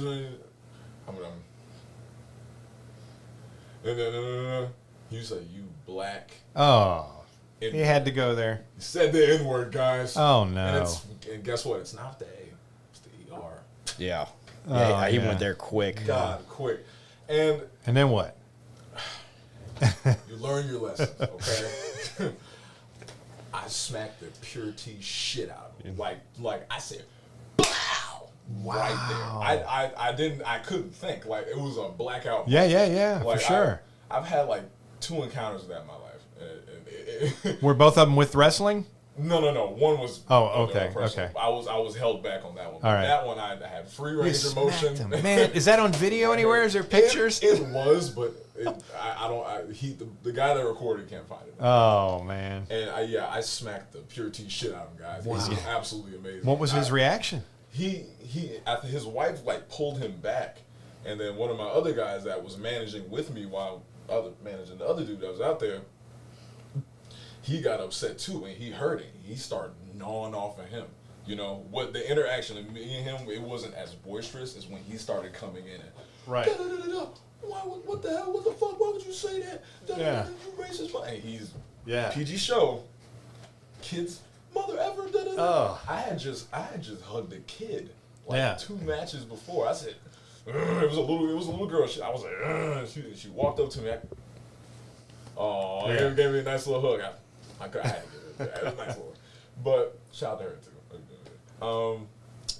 Yeah, and I was trying to pull him back while he was yelling and all that, and then the manager's like, the other, I think it was the announcer. He was like, all right, just go to the back. I went straight to the back. I threw my bag and I just sat. Like I just threw and I just sat right where I was, and it got quiet. And brother, I broke the tension, straight up. I was like, for any of y'all that just know that just happened and why I'm coming in like this, because it got real quiet after. Yeah. I was talking. I hate feeling like that, so fuck it. Just let you know what's going on. Yeah. I was like, a racist white guy called me a black N-word. I hate fucking saying it. A black N-word, and I smacked the shit out of him. Simple as that. And then word got around, and the guys were comforting. Yeah. And did they escort that guy out, or I think he's still out there the rest of the entire show. Yeah. And then me and him were pulled aside to have a talk, and we're not going to talk about that, but it was a better conversation. I controlled myself. Okay. I knew I shouldn't have acted out like that. Right. But he it's should. like he definitely should have said that. No. You know. But I hated that I did that in front of those kids. You know what I'm saying? Right. I know I'm a bad guy, but man, I don't like to put my hands Like on people. 99% of fans get it now. Like understand, it's all performance and everything. Yeah. A couple times a year, you run into somebody who Sometimes though, people get, especially respect. If you cross the line and somebody feels like they're being disrespected, whether it's one of y'all or if it's somebody in the crowd or just in life, they just, like you said, they just see red and all logic and consequences go out the window and respect and kids, especially when parents have yeah. kids. Yeah. And one of the easiest things for us to do when we're trying to be bad guys is just some kids cheering, just walk by and go, shut up, you little moron or whatever. Yeah. And Definitely. not even a couple weeks ago. And the parents hear that. And then if the kid gets upset, Yeah. and then then the parent has to make this weird decision. So we were both on this show out on the other side of Charlottesville at the Bold Rock Cidery about a month ago. Oh yeah. And I'm in a tag team match, and the other guys are from out of state, so they were the bad guys today. And these two guys are phenomenal wrestlers and great entertainers. And that show was specifically, the promoter told us, this is like not even PG. This is like G. Like this is like Bambi stuff here. And so they're out there, and they're just like he said, they're being almost goofy with it. Yeah. They're oh, everybody here, shut up, and I think it did call him nerd, and I forgot exactly you what. Nerd, you doo-doo head. Yeah, it's stuff like that. Oh, Mark, shut up. Stuff you could put on Disney Channel before noon. You know what I mean? Like Right. for like little kids. And I don't know what happened, but this like little girl had her hand out, and one of the guys went by and like did like the. He was like, "What an idiot," or something like that. That's pretty mild. And the girl got upset, and for some reason, I guess this dad decided he was gonna make a scene, or like he's like, "This is my line in the sand." Yeah. So our match wraps, and the two guys we're wrestling have to go in the back, and then our match immediately sets up a Royal Rumble. So me and my partner win our tag match, and then immediately start wrestling each other as the first and second in this Royal Rumble. So we're in the ring going on, and as we're kind of, we're looking around, we're talking to the crowd, and we see this commotion going on over where the backstage locker room area is. This dad had beelined and was like pointing. Patrick Scott was the wrestler, was like pointing at him, and just for a psych. Yeah, and just for a psych. for something that easy. Yeah, and. Will Goddard, who's one of my security guards and helps me with the production, and was the security guard that day, and he sees all, and he saw this guy coming. So Will's about 6'3", 6'4", like 280 pounds, and one of the other wrestlers, MIA, the monster Ivan Ali, is like 6. He's the one who threw me. He's the one who threw me from the ring to the floor. He came right. He stepped right in front. And these two guys were like the doors closed, and stepped right in front of him and was like, "Hey, can we help you?" Yeah. And Patrick Scott, who's shorter, had his head up on their shoulder, was like, "Yeah, what's up, guy?" He's like, "I just want to talk." And he's like, "That is not what this feels like." No, Yeah. And Will and MIA were both like, "You need to calm down." Literally. Yeah. And take a step back. Speed walking towards. Yeah, Who the fuck does that? Why would you do that? Well, there's 2 security guards and 6 wrestlers sitting around. I was like, "Hey, buddy, you ain't gonna win this no matter how you." Yeah. Come on now.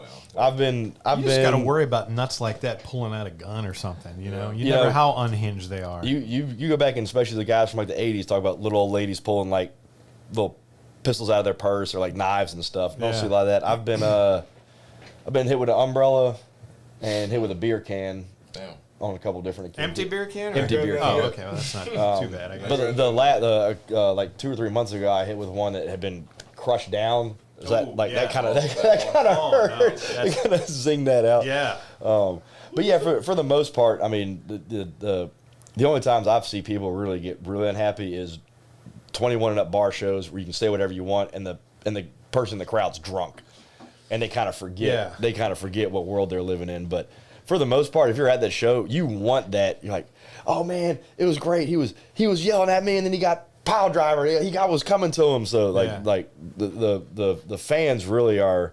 You guys have your own security that you travel with, Mm-hmm. and so they're at. Nah. Not what we travel with, but each promotion has its own. It's like for Brew, You just use their. we have our own security Okay. inside the guardrail, and then the bar has their security okay. outside. I got you. My guys aren't. Oh, I thought you meant personally. No. Yeah, we're not that big yet. We're in a bodyguard back there. He's outside right now. That'd be good for a character. Like I got bodyguards. Yeah. But yeah, so my guys Can you aren't. scroll over a little bit? I'm sorry. Yeah. I'm just deep in this. Oh, you getting cooked over there. So, Yeah.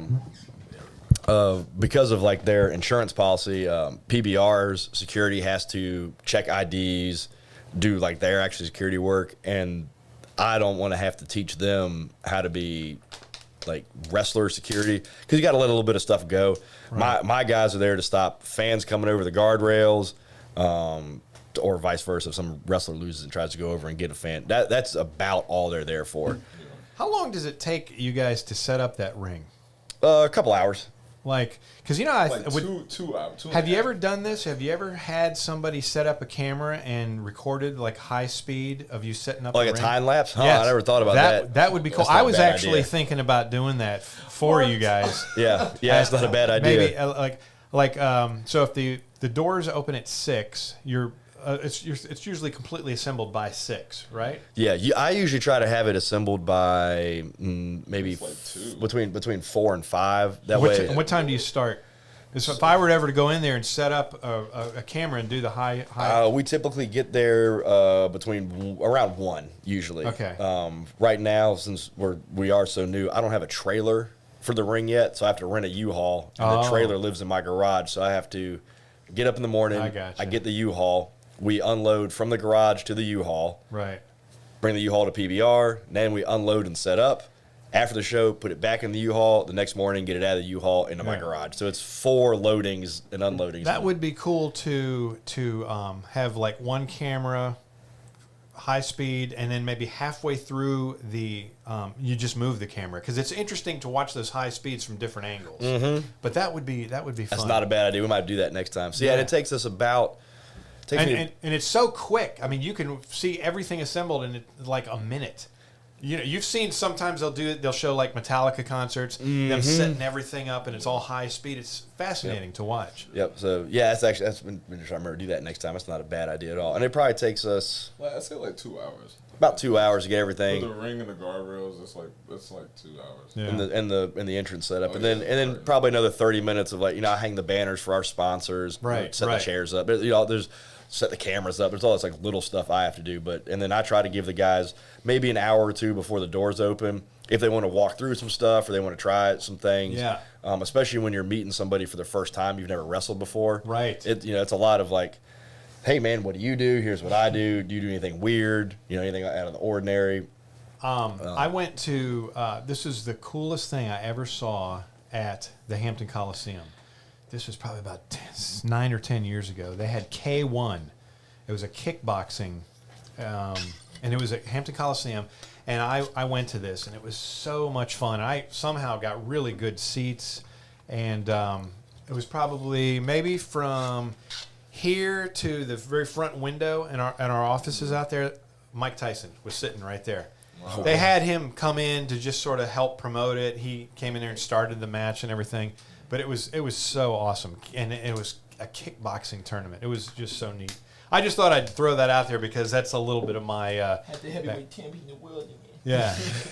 And I think at one point somebody came up to Mike Tyson. I don't know if they wanted an autograph or something, man, and his security team was all over it. Oh, you yeah. couldn't get near him. If you got too much going on, I wouldn't step up to him either. I would not either. Yeah. I absolutely would not. I'd ask from afar, like, excuse me. Yeah. Yeah, I feel like that security is more for everybody else and less for him. Yeah, You know he can defend Yes. himself. Oh yeah. Like, do not go over there because you will be killed. And then one other quick wrestling story for me. About maybe a year and a half ago, a buddy of mine through George was able to get us tickets for free to a Monday Night Raw at the Scope as seat fillers because we were going to be on the TV angle. Mm-hmm. So every time that little red light came on, I knew that we were being. So I was acting a fool every time even though I was just in the background, you could see me. It was fun, and that was a Monday Night Raw. I guess that was WWE. Yep.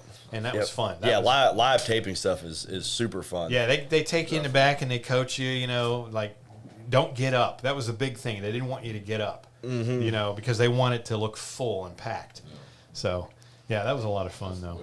Yeah, it's we actually set up the same way. So the where you were sitting was opposite of the hard cam. So the hard cam is always on that one side. Right. And everything that you do in the ring should be done towards the hard camera. Right. Yeah. It gets a lot harder in places where the hard cam is on one side, but the crowd is on the other. So the crowd's getting a lot of your back. So in independent wrestling, there's a little bit less focus on TV production because hardly anybody has TV distribution. Right. Everything's YouTube. YouTube. But, that's what makes, like, me and my little show here. I put it on YouTube. It's all free. It's great. Oh, yeah. Anybody can have a show now. It's the best kind of distribution. Yeah. Brew has actually just now gotten a distribution deal through the Independent Wrestling Network on the internet. It's a streaming, IWTV is a streaming service. Okay. So we'll be doing. Oh, that's great. Very excited about that. A huge step up for us. So you'll be able to do like PBR matches and televise. Oh, that's great. So they do both on-demand archive and live streaming. Yeah. So wow. We'll be looking to do some live stream events probably next year for that. Oh, that's going to be great. So yeah, and all of this has all happened. I mean, March 16th was the first one that this brew ever had, and now we're less than 6 months down the road, and we're already talking about events for next year. We're talking about just growing and growing, streaming. Where do you see Brew 5-10 years from now? It's almost hard to imagine. When I first started this, I thought, I'll run an event, maybe do like 3 or 4 a year, maybe if that. Dip my toes in it, see how I like it. And then the first show was so well received, PBR just went ahead and fired us off the next 3 months. So we had March 1st, then they gave us April, May, and June. I think after May, they gave us June, July, August, and I just now have got dates for September, October, November. So this went from like, hey, maybe we'll do it, maybe it won't, to now it's already a monthly show. We're starting to do festivals, things like that. We'll be at the Phoebus Fall Festival in October. Where's that going to be? Right there on Mellon Street. Okay, in you can have a ring set up and everything. Yep. Wow. We did the Spring Festival as a test run, as our first outdoor event earlier in the year, and God, it was so hot that day. Oh my goodness! It was in April, and it was and we had black canvas. Too. Yeah, it was like wrestling on a skillet. Jeez. Oh man. So hot. It was so hot. How do you even deal with that? And they gave us a 6-hour time slot. Oh. So we were there for a minute. We were there. All day. 6 hours. We ended up doing about. I think we broke it down into 3 shows. Yeah. I would imagine you you'd like have 30-minute breaks. take breaks. About 20 or 30 minutes in between. In the last bit, we went for 2 hours straight. Yeah. Can you hose down the mat? Oh no. No, because it's got foam padding under it. That padding gets waterlogged. Yeah. No. Yeah, it was unseasonably warm and hot that day. I got summer. I got cooked. Yeah. I got fried out there, and I slipped off the rope and I fell out of the ring on the concrete. I went to hop out, and I made my hands. I was so sweaty, my hands slipped off the rope, and I did a front flip, and I landed right on the. It happened. I imagine that happens sometimes with wrestling moves where guys they're just they have not as good of a grip as they think they do, or the sweat interferes and messes up stuff. Yep. You can learn or do the same move 1,000 times. Be like, oh yeah, I got it. And then when it comes, it's always that one time where you really are about to hit it. Yeah. And then here comes something. Missed my footing. Right. Or your opponent's put all that baby oil on. It's just greasy anyway. Yeah. Like, come on, guy. Cool down on the bottom, man. Vaseline. Literally. They like, I mean, you can tell me I don't shave my body, but these guys, especially like the bodybuilder types, they shave for competition. They put that baby oil on, and like, it's so greasy, brother. I've seen like this heat. It's like it comes in like a tube. It's like icy hot, but it makes your skin red. And you start to sweat. It's meant for you to sweat. It's called like. Why would somebody put that on themselves? They have it at CVS. It's like $15. Is it that niacin stuff? It might be. Why would it's somebody like want that on themselves? I don't know. It's probably for the look, I guess. It gives you. I want to look red and sweaty. Yeah, it makes you look a little bit more tan. Yeah. Guys, I don't do the tan in bed or the spray tan. Yeah. This time of year, I get some okay sun on me, so I'm doing all right. And in the wintertime, I'm pale as I get. I'm like, ain't nothing to be done about it. Do you have any issues with people with painkillers? No, I think it's one of been the more positive changes in the wrestling business is, and especially I'm 35 and 22. We haven't hit that part where we need that kind of help. I think one of the positive changes has been, it started at the top with WWE taking weed off of their banned substance list. The benefits of like the CBD stuff, the pain management. Yeah. Incredibly helpful. Are you familiar with the cannabis Yes, in Hampton? yes, they're actually one of our sponsors now. Oh, So, okay. I think I knew that. Yeah. So they that to me, because some of these guys, and one, I mean, it's fun and it's helps. I mean, it does help you relax, but if you got some minor dings, you're like, I'll smoke and I'll feel fine. Yeah. But if you're you're talking about some of the money these guys are making, and it was easier for them to get their hands on opioids. Yeah. And they were like, well, we don't want you smoking weed. You hardly even see locker room docs anymore. I have, and I'm so glad I've been around. I've been very picky and choosy of where I'll go, and the environment that I'm surrounded by. Thank God I haven't seen that. That's a lie. No, once or twice I've seen something. I was like, okay, now we're in the depths of wrestling here, but never to the extent.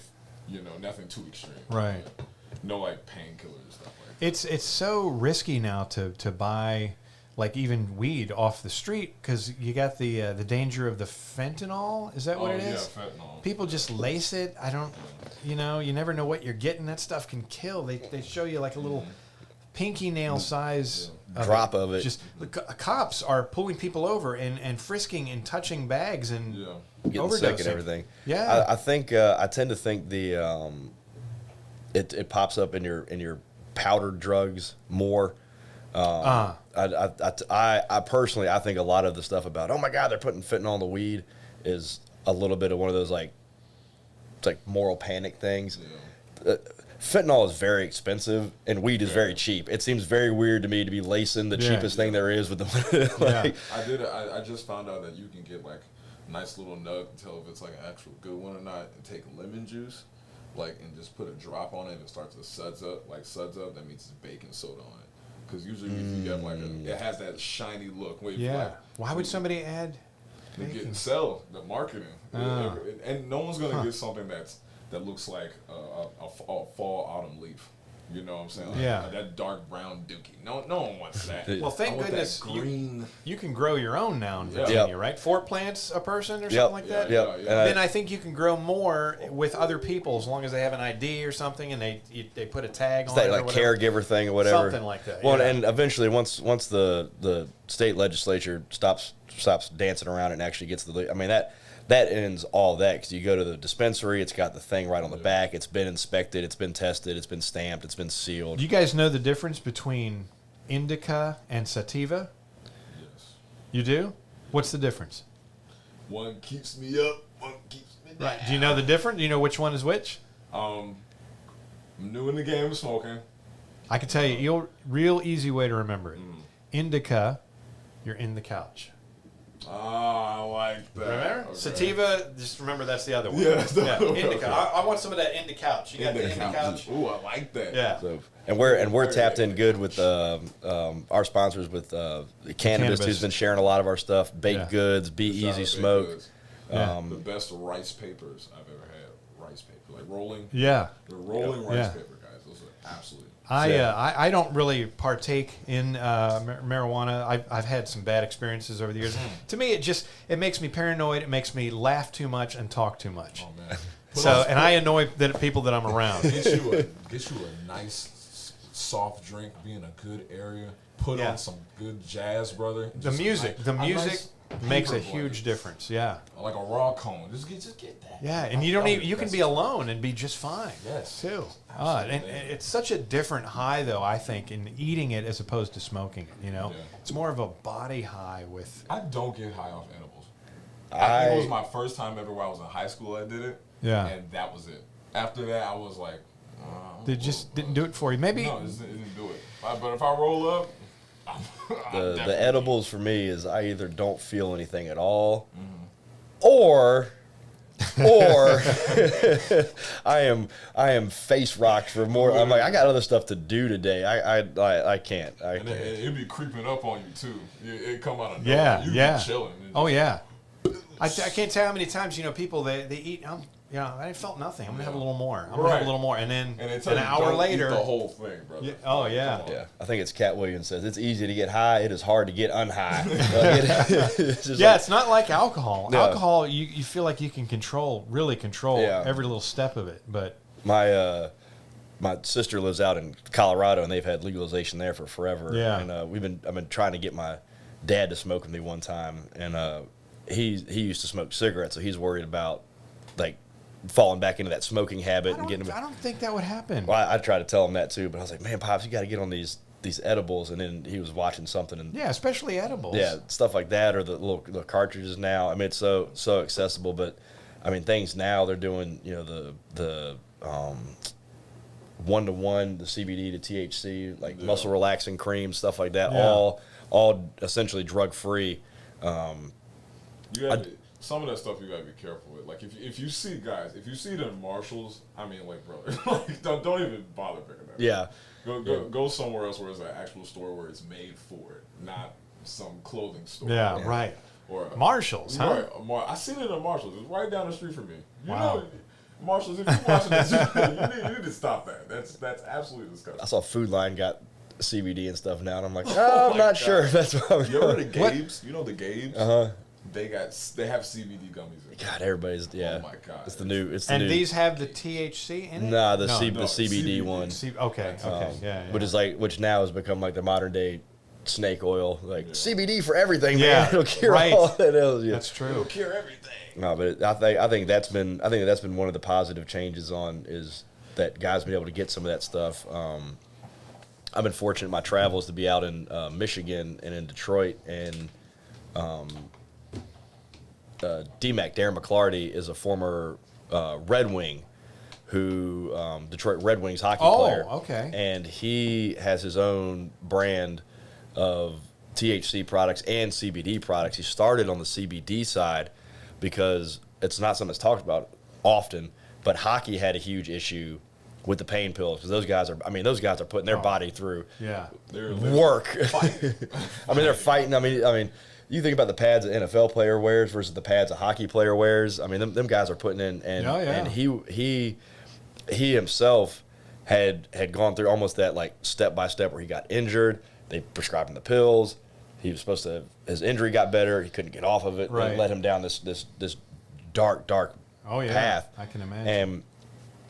And he was telling us a story, and once he sort of pulled himself out of that and he realized where it started was from the pain pills they prescribed from his injury, he has now started his own brand of like CBD relaxants, tinctures, rub-ons, like icy hot patches. He's lucky he was able to pull himself out of that He dark was, place. and now he is at the time before they had changed their rules too. He was campaigning for the NHL to drop marijuana from their drug testing policy. Right. And especially with teams in Canada. Canada had legalization before we did. I mean, half the states now have some form of legalization, so it's been hard to if it's like, hey man, I play hockey in So Michigan. is it still a thing in America? The American National Hockey League, where they... I think they've dropped. I think almost all major sports now have dropped the marijuana thing. And I know the big one started with the NBA, Yeah. and that was kind of their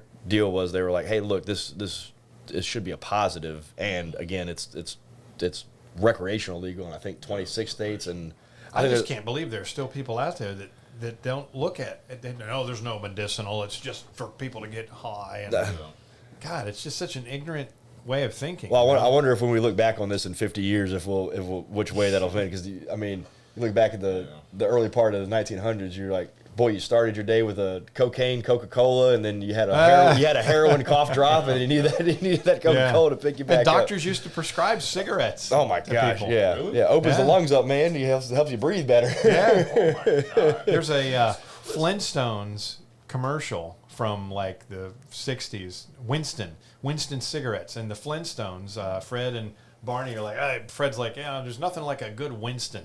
And they're sneaking off behind the house smoking these cigarettes and then making the girls do all the chores or something. It's an actual commercial for Winston I think cigarettes. there's an old print ad from it's probably from like a Sears catalog that was like it was like 9 out of 10 doctors recommend Lucky Strikes or something. It was like, what kind of era were we living in?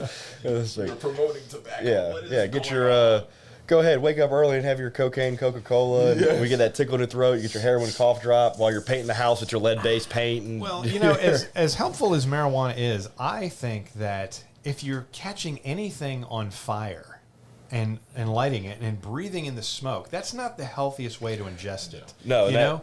I guess vaping, right? Because if you have a real vapor, not just something that heats it up to an incredibly high temperature and you're still breathing in the smoke.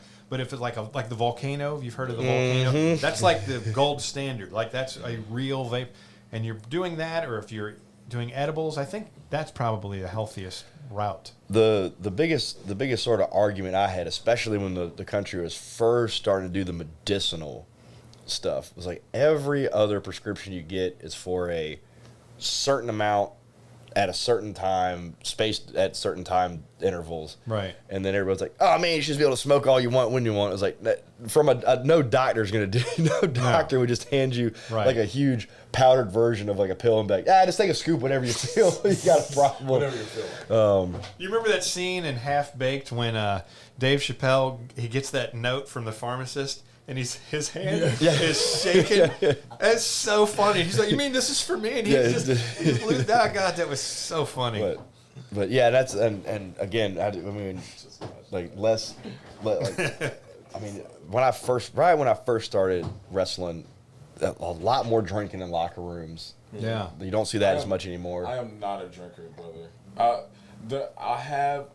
I may have an occasional beer. You want a little shot right now? I don't like dark liquor. Okay. So I love wine.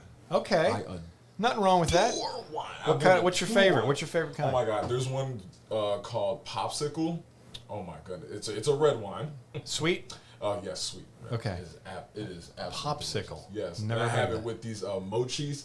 I got a green tea and a strawberry mochi. I'm sounding real bougie right now. It's a whole side of you I never even knew about. It is. I love wine, but I can't casually be like, yeah, let me get a scotch on the rocks, or let me get a shot of tequila. I mean, I'll have a shot if it's social. Yeah. But I'm getting wine. Yeah. The white, the sweet, dark, red. It don't matter. I love wine. You ever had Roscato? Yeah. You like that? Yeah. Okay. What's your poison? A beer. Yeah. Beer. Yep. Although I can't party like I used to anymore. I think some of that is the wrestling schedule. I mean, shows on Saturday and Sunday, so you're traveling on the bookend days. Yeah. And I got to be at the school a couple of days a week, and I have wrestled hungover once in my whole career. Oh, it's probably awful. Oh, the worst. And I told myself I would never do that again. So even when we're on the road and we're in like fun party cities, the night before a show, I'll have one or two or whatever. One or two. But I want my quality meal before I go to bed. I want at least my 8 hours of sleep. Right. I want to be able to feel good. I mean, I'm not real wild about wrestling when I'm tired, just because I don't feel as good as I should when I do. But I tell you, there's a good night's sleep is so underrated. I think people are starting to realize that more and more because, man, when you have a good night's sleep, you just feel like you can conquer the world. You're ready for everything. I was supposed to have 7. 7 to 8. Something like that. I get about 4 Oh God, no! I need at least 8. I try, man. Yeah. I got to get up early in the morning for work. Sometimes I'll be DJing until late in the evening, and I'll have to get up the next day for an early morning DJ event, and I lay there all night, knowing my alarm's going to be going off, and I get no sleep. I don't know how I lay there for that many hours, but I just don't sleep. Yeah. So the travel weekends are when it's hard for us because and there's a couple places where I do shows that don't kick off until late at night, so we might not get out of the show at midnight, 1, 2 in the morning, and we got 6-7 hours to go. And it's like, do we go tonight? Do we try to get to the hotel in the morning? Hope they let us in. We can get some sleep before. Do we try to pass out now and get up? I mean, that right now is the biggest struggle in my career. I'm trying to travel less.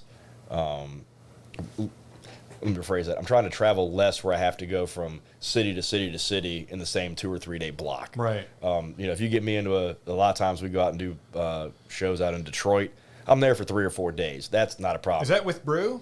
No, that's the only place Brew is only here locally. So there's a couple of promotions we wrestle for out there. Pro Wrestling All Stars, For Us Wrestling.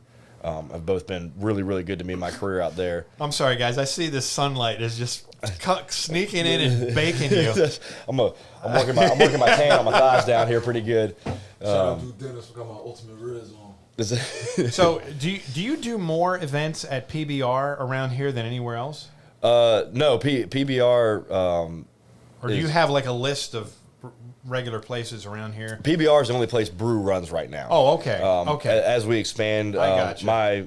my goal. So we're actually kind of going back a few minutes to what you're talking about, where Brew goes. My goal for next year is to have Brew run once a month at a bar or a brewery.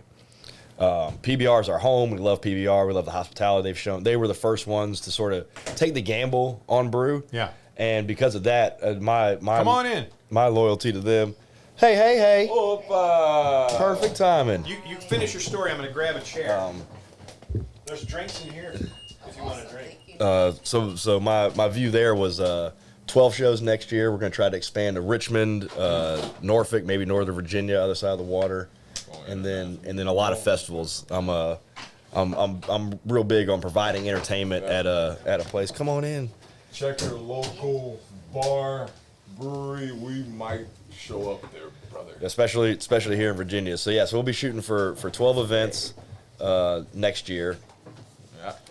And if things go well, this thing we're doing next month at the Hardywood Park Brewery will be our home in Richmond.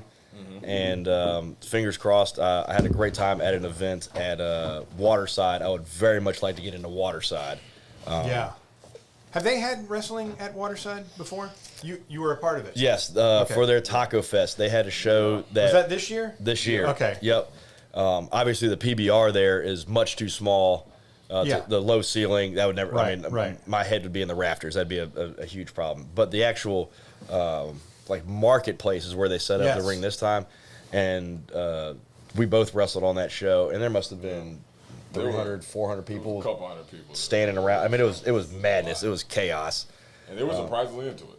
Oh, they were loving it, and that is the environment where I think Brew will thrive. Is when there's an event where people want to be entertained, and they don't really care what it is. They don't have an expectation. Sometimes it's really hard to wrestle in front of a wrestling crowd because they have all these expectations about what they want to see, what they think they should see, what they think they shouldn't see. Yeah, those hardcore wrestling fans. You go to a crowd like that, and they're there for a taco fest. They're there to be entertained. Right.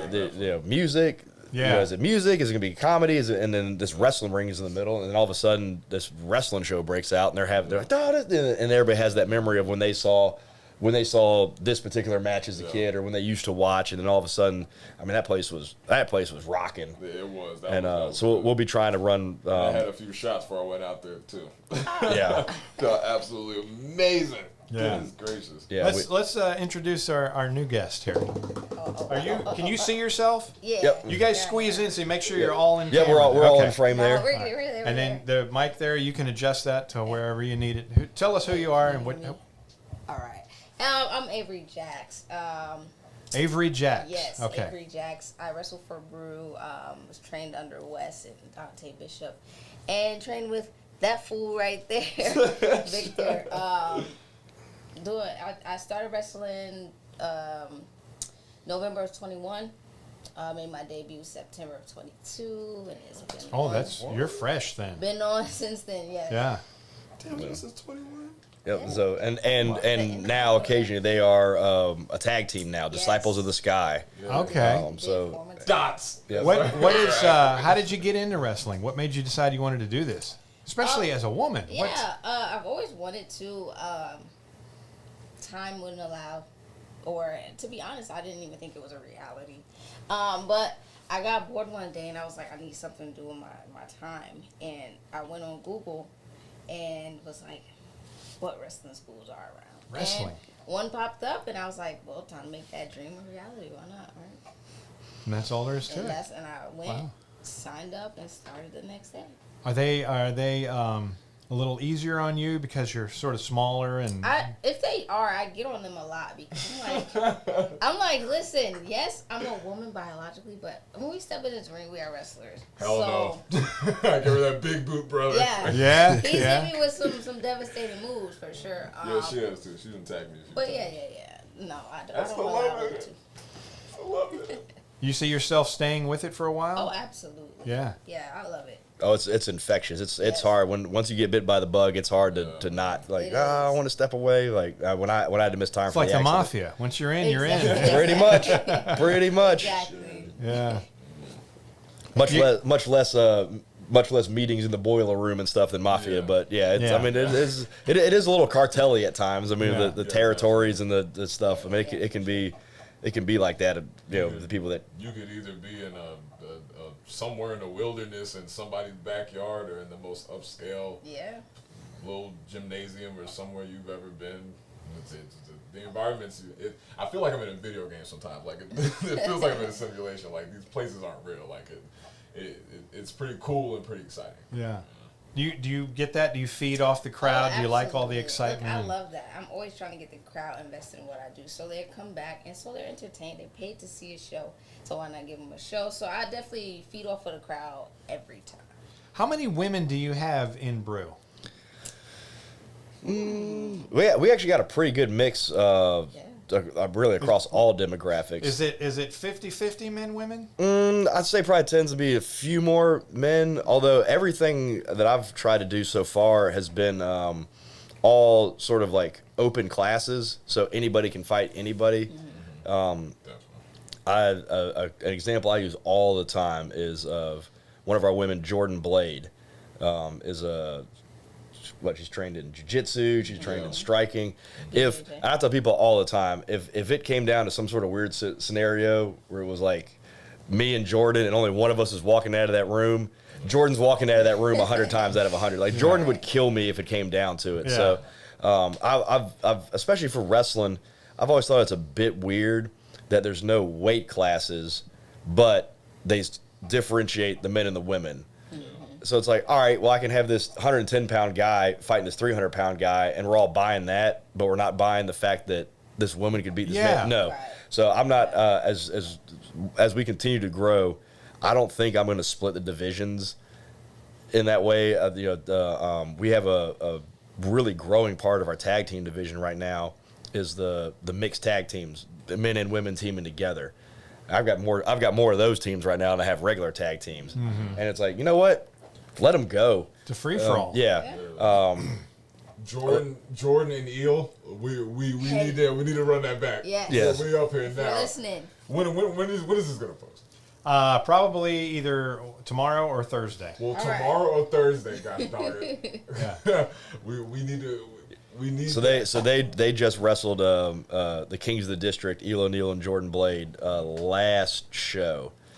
And that's when all my ropes broke. So right in the beginning of their match, the top rope broke. So, and I still feel bad about that because I did not give them the tools they needed to be as successful as possible. I mean, within the first minute, that rope pinged off. Immediate. Well, I mean, that's never planned. Yeah, you know. no, but Yeah, no. but from the one job I had was to give them a functioning ring, and it didn't. Yeah. So that is a match that. And you always carry extra repair to fix. At that time, I didn't have extra ropes, Oh, so my they had to God. wrestle that And rope. it was right before, it was actually during the match, so you couldn't stop the match. Right, to fix the right. rope. Wow. So you just So- had to feed over so what yes. you got, and Yeah. we had to change things on the fly, but it worked out. But I still want to run it back. Yes, we will be I that have match. to come off the rope. Me without ropes is like Yeah. Yeah. keep Yeah, it when without you air. see some of the athleticism that particularly these two have, that in the world of wrestling, the acrobatics, that athleticism can overcome brute strength and force and things like that. That's that storytelling aspect of it. So and that was one of the reasons why I decided to be a comedy wrestler. Is I looked at my career and I was like, all right, well, I'll never be the most jack guy on the show, and I won't be the most acrobatic, but I can be the funniest wrestler on the show. That I can do. So that was sort of a little niche I carved out for myself. Yeah, no. Because I know locally we had guys like Phil Brown, who's 6'2", 275, and like 12% body. I mean, he's just huge Wow. and shredded. So it's like me standing next to him. Absolutely no way. His frame is just bigger than mine. About like 4 of me. These two, Facade and Danny Moe, a couple of our other high flyers. Like I won't be able to out acrobat them. It's Well, just we want y'all too. you'll probably get that one too. So that was the sort of where I was like, okay, this is what I can be, to where I can be the best this whatever this was, and for me that was the comedy. And again, that's what I've always been drawn to the over the top characters. What is your persona? Like, what is your character? What do you tell us about? I definitely put a lot of my true, like, real life scenarios and how it was growing up. And I've always been small, unfortunately, for those who don't believe it. I've always been, like, really small. That's not always unfortunately, yeah, though. Underestimated, always been, not laughed at, but like, oh, she can't do this, she can't do that. So I definitely try to, I use that and I built on that to show people that I can do it. And that's basically who my character is. She's very energetic, she wants to show the world that she is here, all while entertaining, So that's definitely who she is for sure. A very underdog. A very, very underdog. And then People love rooting for an underdog. Oh, yeah, they do. They do. Right. They'll put all their money on you. Her and Jordan Blade have some bangers. They've been again. Yeah. You guys have a single twice, I think. Yeah, we singles twice, yes. Yeah, twice. And both of them were absolutely amazing. I want to see more. Goodness. We're gonna have a third one because I gotta win. I gotta win. I ain't win yet. She's bested me, but that underdog spirit, I'm still gonna fight. Damn right. You, what advice would from each one of you? What advice would you give somebody who's maybe just toying with the idea, like they were you a couple of years ago when you were just thinking, maybe I wouldn't mind getting into wrestling. What would be the first steps, to something that wouldn't scare them off, that would welcome them and sort of really give them a taste. Right. Man, I would say the first thing I would say is just do it. Mm-hmm. Just go for it. I've seen people coming in out of the training school, and even if the wrestling may or may not be for you, there's so much more you can be within the world of wrestling. You can be a manager, a referee, commentary. One of our guys right now actually just had hip surgery. He's now parlayed that when he's been out. He's been doing video production. Now all of a sudden he's doing video production for Brew. He's doing it for a couple of wrestlers, highlight reels. So wrestling was his way. Being in the ring was his way into the business. But now he'll probably make more than all three of us combined off of the video production. Right. He really is. Because he probably does it for other companies. Oh, too. Yep. And nobody that works for me in any capacity is on any sort of like exclusive. Right. You can only work for me. There's no way to enforce that, and to me that's dumb. I mean, there's these companies right here in the area. Well, Vince McMahon doesn't think that's dumb. No, he'll have you sign your blood. Yeah, and again at the top is a little bit different, but down at our level, I mean, there's the promotion. Brew and Next Up have a very good working relationship because I own both. Henry and Brandon are the brains behind Next Up, and they book all the matches, but the ownership of that falls on me. So we work together fine, and there's so much crossover between those locker rooms. But the other promotions in the general area tend not to want to let their wrestlers wrestle on all the shows. Their mentality is, well, if you can go see them over there, why would you come see them over here? I tend to think that fans are going to follow good wrestling no matter where it goes. Yeah. And from a wrestler standpoint, man, it'd be awesome if you could come into the area and you wrestle for Brew on Thursday, have a day off on Friday, wrestle for Next Up or one of the other companies on Saturday, and then head home or go somewhere else to work on Sunday. That's the stuff when I'm planning my out of state trips. I mean, I'm trying to string together 2 or 3 days of stuff, to get the travel covered, get the hotel covered, put money in my pocket and all that. This area, it'd be so easy to get people to come from out of state if there was more collaboration, because you could tell them, like, especially this time of year, hey man, come a day or two early, enjoy the beach, work for me on Thursday, go out, enjoy yourself on Friday, wrestle again for one of the other companies on Saturday. You make twice as much money. If they're coming from somewhere they need to be flown, it's like, all right, well, I can fly them out if the other promotion flies them home. We save a little bit of money. Right. But there's not that amount of working together here in the area. Unfortunately, now us and Next Up, we do have that, but we're so different in our ideologies of the company. I mean, that's all family friendly, and that there ain't nothing we do that's Brew doesn't do anything family friendly unless it gets there. I've heard some F words. Oh yeah. All that, Brew. And the only thing I tell them is nothing that falls under any of those bad isms, the racism, sexism, like anything like that. Yeah. None of that. But You can call me anything else. Just like I said, no race and no like anything controversial, like bro. Like just don't. Like, it's not gonna end well for you. I should have worn it. I should have worn it today. But there's a company that's pro wrestling is for everyone is their motto. Yeah. And that's sort of what we've embraced is because the wrestlers themselves are all walks of life, all ages. I mean, there's everything from a demographic standpoint. Yeah. And I want that to be. I want the fans to also feel like no matter who you are, that when you come to Brew, you might see some wild shit, but you should feel at home there when you're doing it. And I know wrestling for a while has not been that way for a lot. I mean, a lot of different communities. Historically, it's been a big white dude business for so long. That's true. Thinking back to the people who ran the companies, the people who were being the champions, the stars.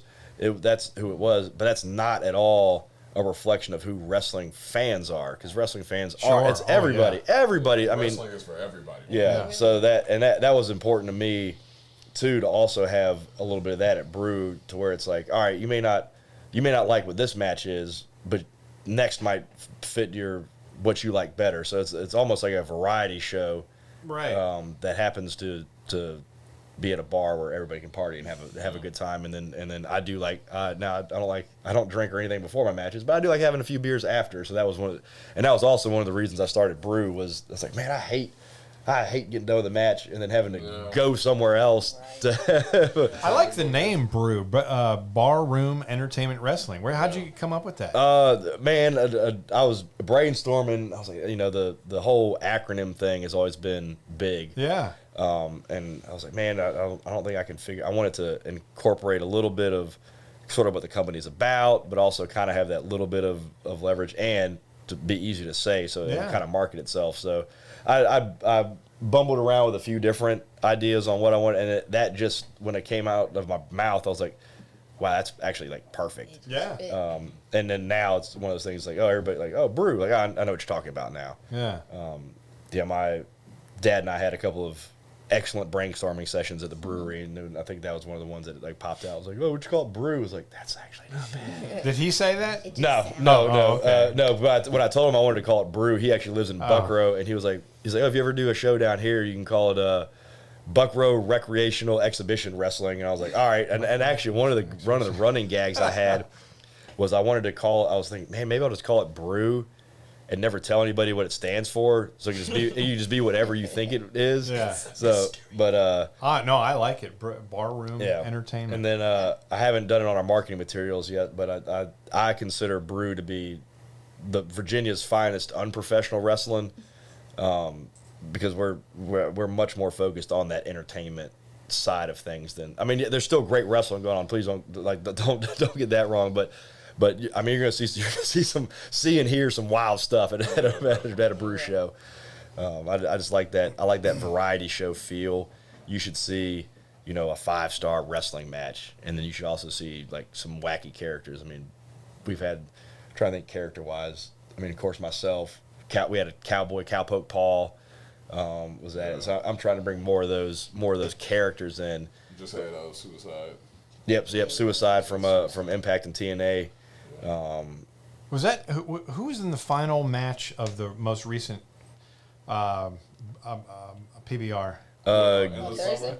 Gabriel Kai and Isaiah Frazier. Yeah. What's his? Does he have a different name or? No, that's Isaiah Frazier. Okay. Yeah. They killed. That it. was good. Yeah, they killed it. I caught that. Yeah. They were and both of those guys. I've known Frazier for years and years now. He came up a little bit after me, but we traveled the road a lot together. And Gabe's sort of in the same tier. He's been around just a little bit longer than y'all think, but I mean, he's 23, so he's young. And is he that young? He's super young too. Yeah. So wow. He's a part of my core group of young guys. Them two, Gabriel Kai. Trying to give some people out of the training school some opportunities to get out there and hopefully it's fun for them. I want Brew to be as fun for the wrestlers as it is for the fans. I've been around long enough to where I go places sometimes and I'm like, oh God, I got to go back here again. Like, ugh. Yeah. I don't want the wrestlers. I want them to be like, oh man, like Brew's coming up. Like I'm excited about it, and that's also how you get the best out of them. I mean, if we don't take that negative energy at Brew, man. No. At all. Locker room, the fans, no matter what it is, that is not welcome over there. Shut that down quick. the only person that stresses out on show day is me because I'm running around pulling my hair out all day. Like I'm the only one in a bad mood on show day, which is fine. Meanwhile, the rest of us are chilling. Right. What advice would you give somebody who's just thinking about maybe getting into this? Oh man, I'll give you 3 things. Okay, 3 things. 1, physically prepare your body for this. Okay. That's Okay. great advice. This isn't like doing like basketball or football or any other regular sport where you just there's not a lot of contact.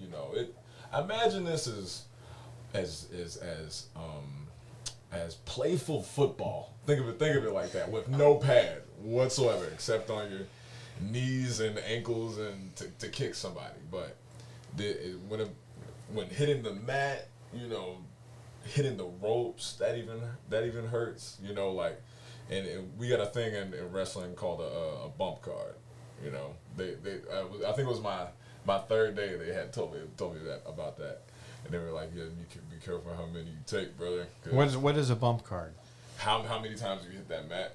Oh, No matter how you fall. Yeah. Because a wrestling ring is literally like the metal framing around it, and the wood is about that thick. I think about It's a 2x. about 2x, 2x. and the padding is about that thin, About 1 inch. and then with a canvas half. right over top of it. Yeah. And Yeah. you gotta learn how to prepare and protect yourself when you're hitting that. So and like I said earlier, like with cardio, like wrestling is a very rigorous and what's the word? Intense. Intense sport. Right. You're doing a lot of you're picking up grown people out Yeah. here, like 200. Depending on how much you weigh, you're 200, 100 something pound guys, and then you're running these ropes, and then you're jumping off of here, and then you're running over there, and then you're doing this and doing. It is protect your body, guys. Please, if you're gonna wrestle, make sure you're physically prepared to do it the right way. Learn those tips and Yes, tricks. definitely. Yeah. For sure. Victor's gonna take a break. You'll see me back beefy soon, but I'll eat. but yeah, you gotta please protect your body. 2, be humble. Please be humble. I'm starting in this. People's egos are absolutely ridiculous.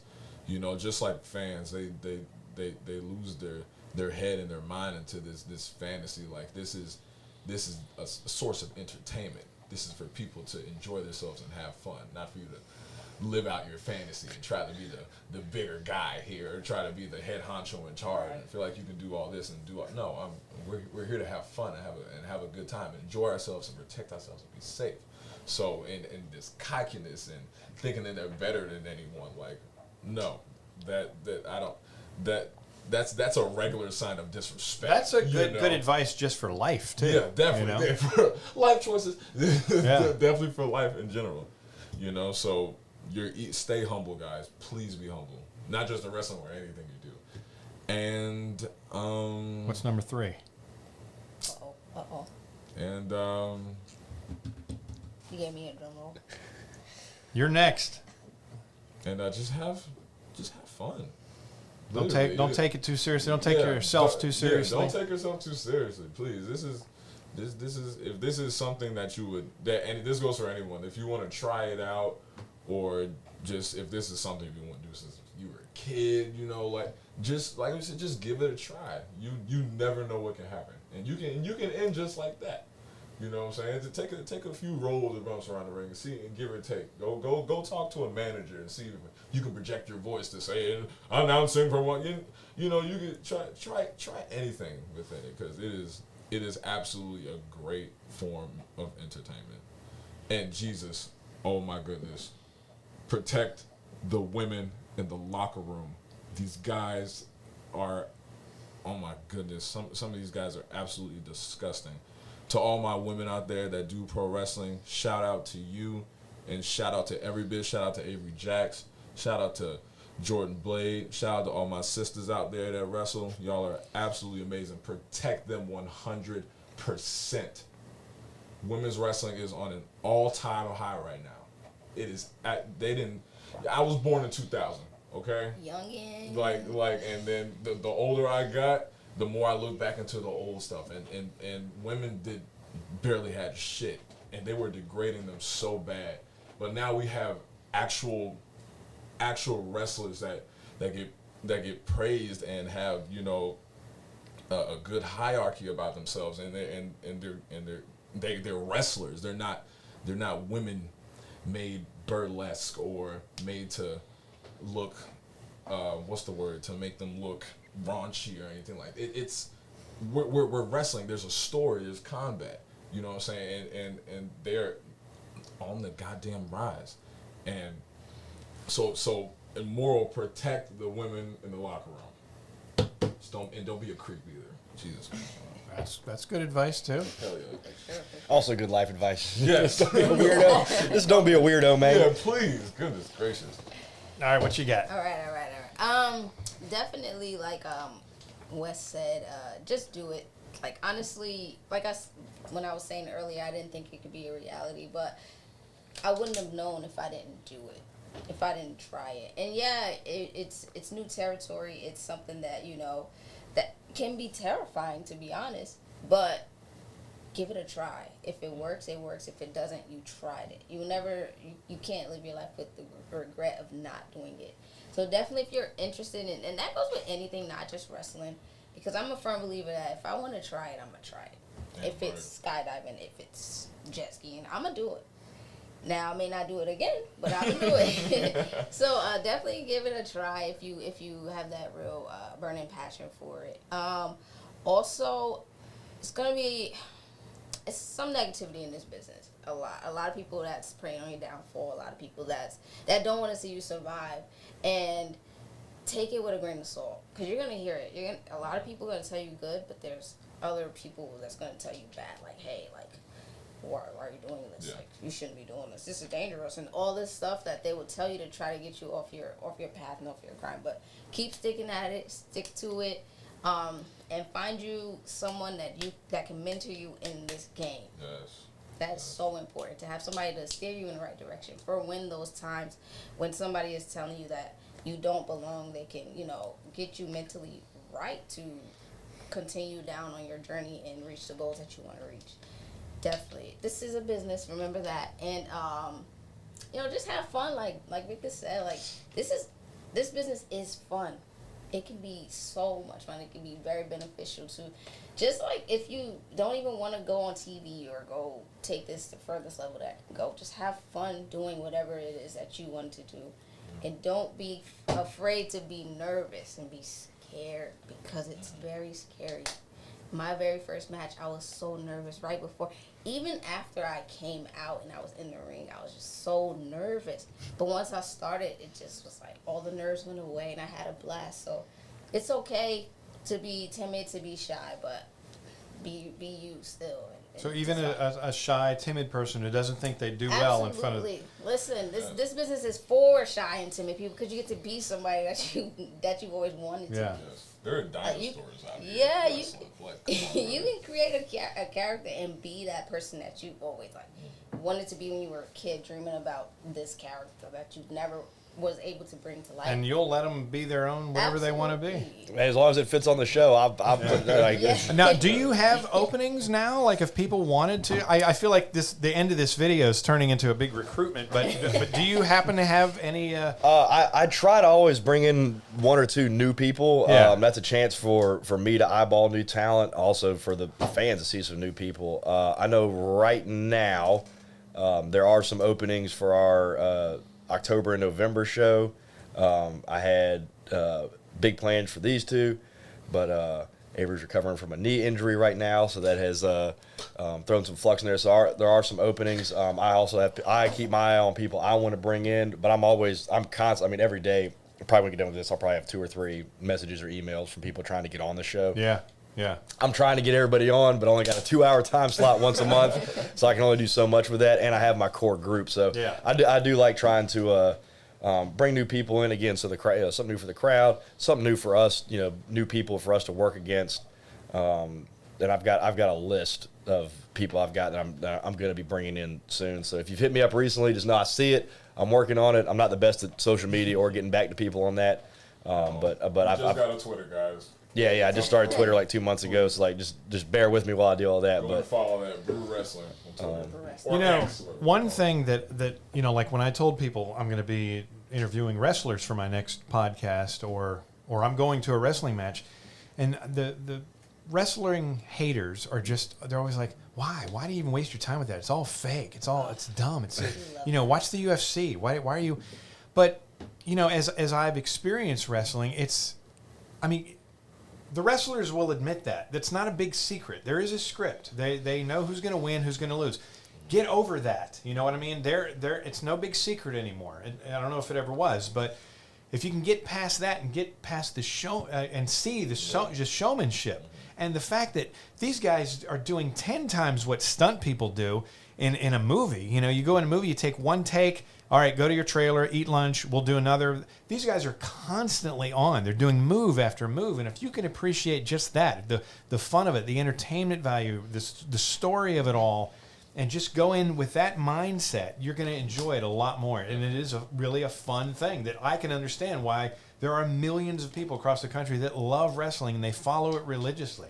Oh, I 100% agree. We frequently talk about it all the time. The one I always gets you is the person that comes in is like, oh, that wrestling is fake. Yeah. Isn't it? And they're still... The moves are real. Then when they're hitting that mat, it's Right. real. I mean... But I also think, could you imagine somebody standing up like in the middle of like an Avengers movie and be like, hey, Thanos isn't real, right? Hey, that is a perfect analogy. Like if you just stood up and you're like, what morons, this guy's not, this blue alien, purple alien is not real, and Tony Stark, that's the most perfect analogy I've ever heard. I frequently describe wrestling as athletic theater.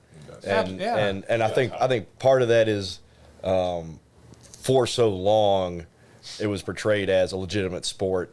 And then there was that whole time where people were like, is it not? Yeah. But as soon as Vince McMahon went in front of Congress in the early 90s to change the tax code, pro wrestling was being taxed like live sports, which is a lot higher tax bracket than like theater entertainment. Okay. So he went before Congress. He got subpoenaed or whatever, and he said, no, this isn't a real sport. It's all predetermined. Boom, and so that was when things really got ripped wide open on that. And now I think stuff like this, which they consider what they call shoot interviews, actually connects fans to the wrestlers a lot more when you realize that, hey, these guys are playing a character. I think people would forget that for so long that they may or may not necessarily be the guy you see on TV. Like, yes, there are a few people that have morphed. I've had the pleasure of meeting Ric Flair before. That guy's the same dude on TV as is in real life. That there's no separation between those people. But most people you find you're like these are regular people doing regular stuff. They just happen to be in a really weird business. Yeah. I always think about that. Like if you just stood up in the middle of like Batman, you're like, Bruce Wayne's not real. Just like watching, like you said, just like watching your freaking favorite like Marvel Avengers movie. Yeah, I love it. Love story. I'm going to use that from now on. Yeah. It's just a form of entertainment. People are just such fun suckers, brother. Like, jeez, like they forget that it's entertainment. Yeah, it's like entertainment. It's sports entertainment. We get it. That's the big thing. You found out. Shut up and enjoy it. Yeah. If not, then get the fuck out. Well, I think it's even better than something like an actual play production, which how the play is going to go from beginning to end, or like a movie. Like a movie, you would never be in the middle of a movie like. Oh my God, Captain America's getting beat up. Let's get behind him, y'all. Maybe you would never be like. But at a wrestling show, you do have that where like your guy's getting beat up, and you're like, make some noise for him. Come on, he'll get. And you're much more invested into it. You're allowed to connect with the audience in a better way, in my opinion, because you're looking them in their eyes as you're performing. Yeah. You're making that connection there, and that's so important in this business because it gets them to feel for you. And now they can get behind you, and now they can boo you if you need to be booed. But that's the biggest thing about this business is that it's entertainment. We're here to entertain you. Yes, we know who's going to win, but you guys don't. And that's the mystery of it. Like, enjoy the wrestling that we're going to put on, and then whoever hand gets raised in the end, okay, cheer or boo. I mean, Well, and like we were talking earlier, you get so much more access to the wrestlers at an independent show because they're out shaking hands and taking pictures before the show, after the show, during intermission. They're selling, anybody who does merchandise, we buy the merch ourselves up front. We have to design it, get it made, package it up, travel with us, set the whole table up, and so you know that dollar that you're spending is going to that wrestler, not to just some publicly traded company. Right. WWE, I mean, those guys all have deals, but they're only getting a percentage.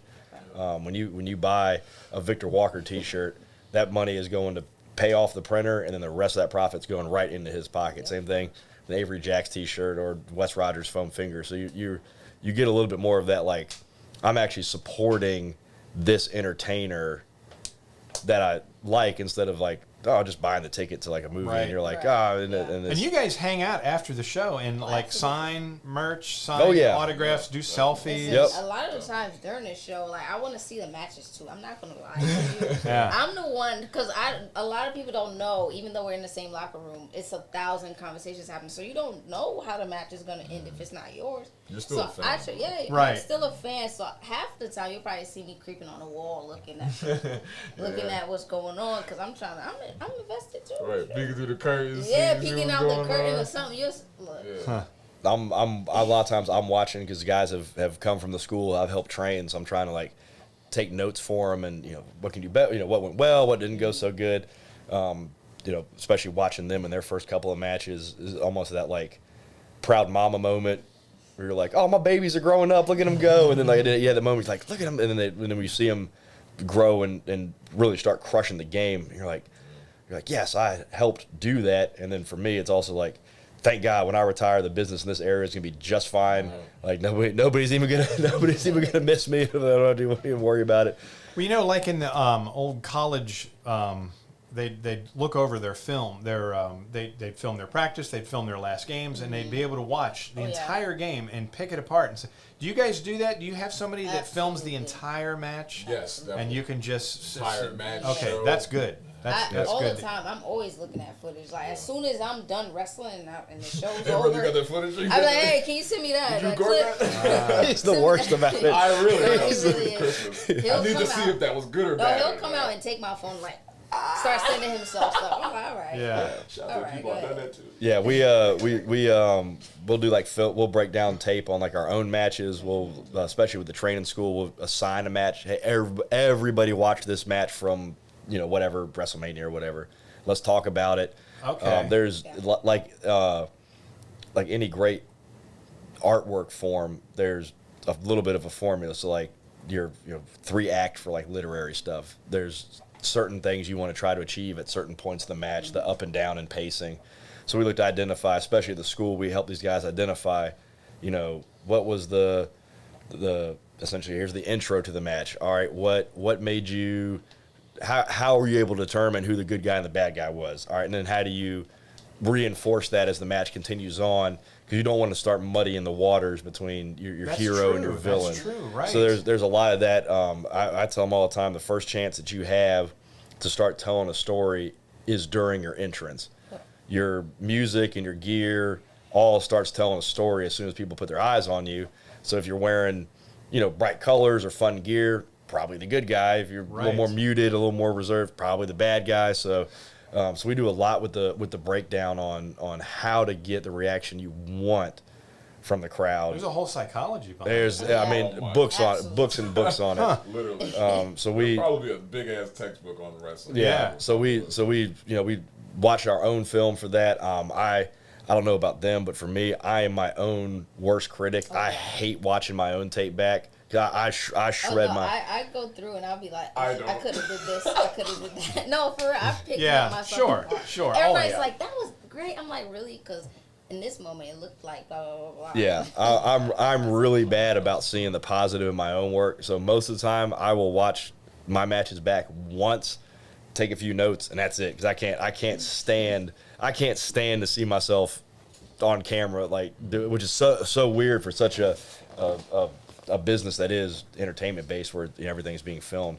But I am my own worst critic. And I can watch anybody else's stuff, and even if the match is bad, I can find enjoyment out of that. But if it's my own match, even if it's a great match, I'm like, God, I'm terrible.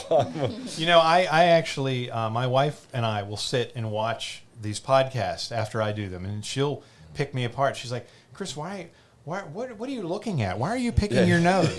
You should be paying attention more or something. You know, she'll pick me, and I tell her to. I say, please, anything, because I'm looking at it through different eyes than you. So it's always better to have different eyes watching it because they can get something different out of it. Absolutely. I try to send a match or actually every match to someone who I feel can give me honest feedback. Unbiased opinion. Like, hey, I had a match Saturday. Can you please look at it for me? They'll sure, I'll send it, and they'll break it down seconds, minutes, and give me the full rundown. Like, hey, you could have tightened this up, or this was great, maybe. Yeah, or you can get on the phone with them, and they can be watching it live and be like, tell you, oh, now you see, if you guys are both watching at the same time, that's good. Can we talk about social media and where people can find out more about Brew? You guys are on, I assume, Instagram and Facebook and everything. Tell people Twitter. All about. Yeah. So give your Instagram. You know, everybody give your own thing. Sure. My Instagram is Avery Jax. That's it. How do you spell Avery Jax? Avery spelled AveryJax. Jax. Yes. Okay. And I'm also on Twitter as well. I promote all my shows, all my matches. It's Kira, and that's AYE_. It's Kira KYRA. That's where you can find me. Mostly, you'll have all my wrestling related stuff, pictures, and please, if you guys have photos or footage and you post them, please tag me because a lot of people don't tag me, and I be trying to give you your props, but please tag us, wrestlers. We're all promoting each other. We want to be tagged here, please. Yeah. All right, what about you? Facebook, Victor Walker, VICTOR. Sorry, guys. VICTOR, Walk, ER. Instagram _.ICCYV. Twitter, ICCYV32. Victor Walker, baby. Love me or hate me. Watch. And Brew can be found at Brew Wrestling on everything. Brew Wrestling on Twitter, which we just got. I'm still working on that. Give me some time there. Do you own BrewWrestling.com? No, do not have a website yet. Oh, okay. We're working on that. Actually, the City of Hampton Small Business Department let me know that if I wait till school opens back up, I can go to the computer science class over at Bethel, and they'll build a website for you for free. So we're waiting on that. Really? Yes. So if I might have to get with you on that. Yep. So they let us know about that. So we'll be doing that, and I'm really excited about that because I feel like if you're a high school kid, what a great project! Like I'm building a pro wrestling website. Right. So Brew Barroom Entertainment Wrestling on Facebook, Instagram, and Twitter. You can find my character is Wes Rogers on Facebook and Slim Safety on Instagram. All right, and your next match is going to be when and where? So we are actually hitting a doubleheader in September. Brew has our usual show at PBR on Thursday, the 21st, and then the very next night we're going to be at Hardywood Park Brewery in Richmond. That is on September the 22nd. That is a Friday. So back-to-back there. Rest of the year schedule is October 14th. We will be at the Phoebus Fall Festival in Phoebus and Hampton on Mellon Street. Come on down, have a great day. That is a free event. That is open to all ages. What are the hours that you're going to be wrestling on that? If it's the same as it was in the for the spring, it will be 11 to 5. Okay, and we'll more of a daytime thing. Yeah, all day. Okay. And that will be one of the few events that Brew will have for this year that is open to all ages. However, if you're used to the usual Brew vibe, the beer tent is located right next to the ring. So you can go over there and curse and stuff, right? We keep it pretty PG for that one because it's family friendly there. But even in the beer tent. Well, over the beer tent, we'll give you a little bit of a pass there. All right. On October 19th, we will be back at PBR, and our final show for the year is on November 16th at PBR. That is my birthday, and tentatively We are waiting. Oh, they're gonna have to do something special. Well, you we're guys. we are awaiting corporate approval from that, but that show should be called the Bodacious Booty Birthday Bash. So stand by for like that. it. We're gonna try to make a whole bunch of shenanigans happen. That'll be the first time I think in my career I've wrestled on my birthday, and it's my birthday and my company, yeah. so it's gonna be Oh, it's gonna be a blast. it's gonna be a wild time. It's gonna be a wild time. I'm just ready to see whoever he puts me with, brother. Honestly, if it's me and her or just me, I want it. Yeah, get well soon because I need you back. I need you back. I need you back. I want the smoke. This might be the longest podcast I've ever done. It's almost 3 hours. Yeah. Man, we've killed it here. Look, A special thank you to Digital DJs of Hampton Roads, our only sponsor, because that's my other business. I'm a DJ as well as a podcaster. So music for any occasion, weddings, corporate events, backyard barbecues, picnics. I want to thank my guests so much for coming today. It really meant a lot. I hope you guys didn't travel too far to get here and you hit any traffic or anything. 12 minutes. Yeah, right from the house. So yes, thanks for having us, and also can say that Digital DJs is great for wrestling shows as well. So That's if true. If you're looking for a DJ for your wrestling event, check them on out. And then also from our end, from Brew, big thanks to our people, which is Joyride Clothing. Yep. Tricom Home Center, Cannabis? Be Easy Smoke, and Baked Goods, and Goods, Golden Golden Ink Ink. Tattoo. Golden Ink, yes. And then on our production side, big thank you to Dion Howell of the Howell Company. He is at Last Living Viking on Instagram. He is our video production genius. I cannot handle any of that on my own. I've been working on 2 years on my own 90-second highlight reel. Still working on that. He hammers out 2-hour shows in about a week. So You can listen to this podcast on Spotify, Hey. Apple Podcast. You can watch it on Spotify, and you can watch it on YouTube. So there you go. Check it out. Let me see. There's my exit music. All right. Thank you once again, folks. Appreciate it, guys. absolutely. Thanks for having us. All right. Cheers and Thank see you at Brew. See ya. See ya. Be there, be square.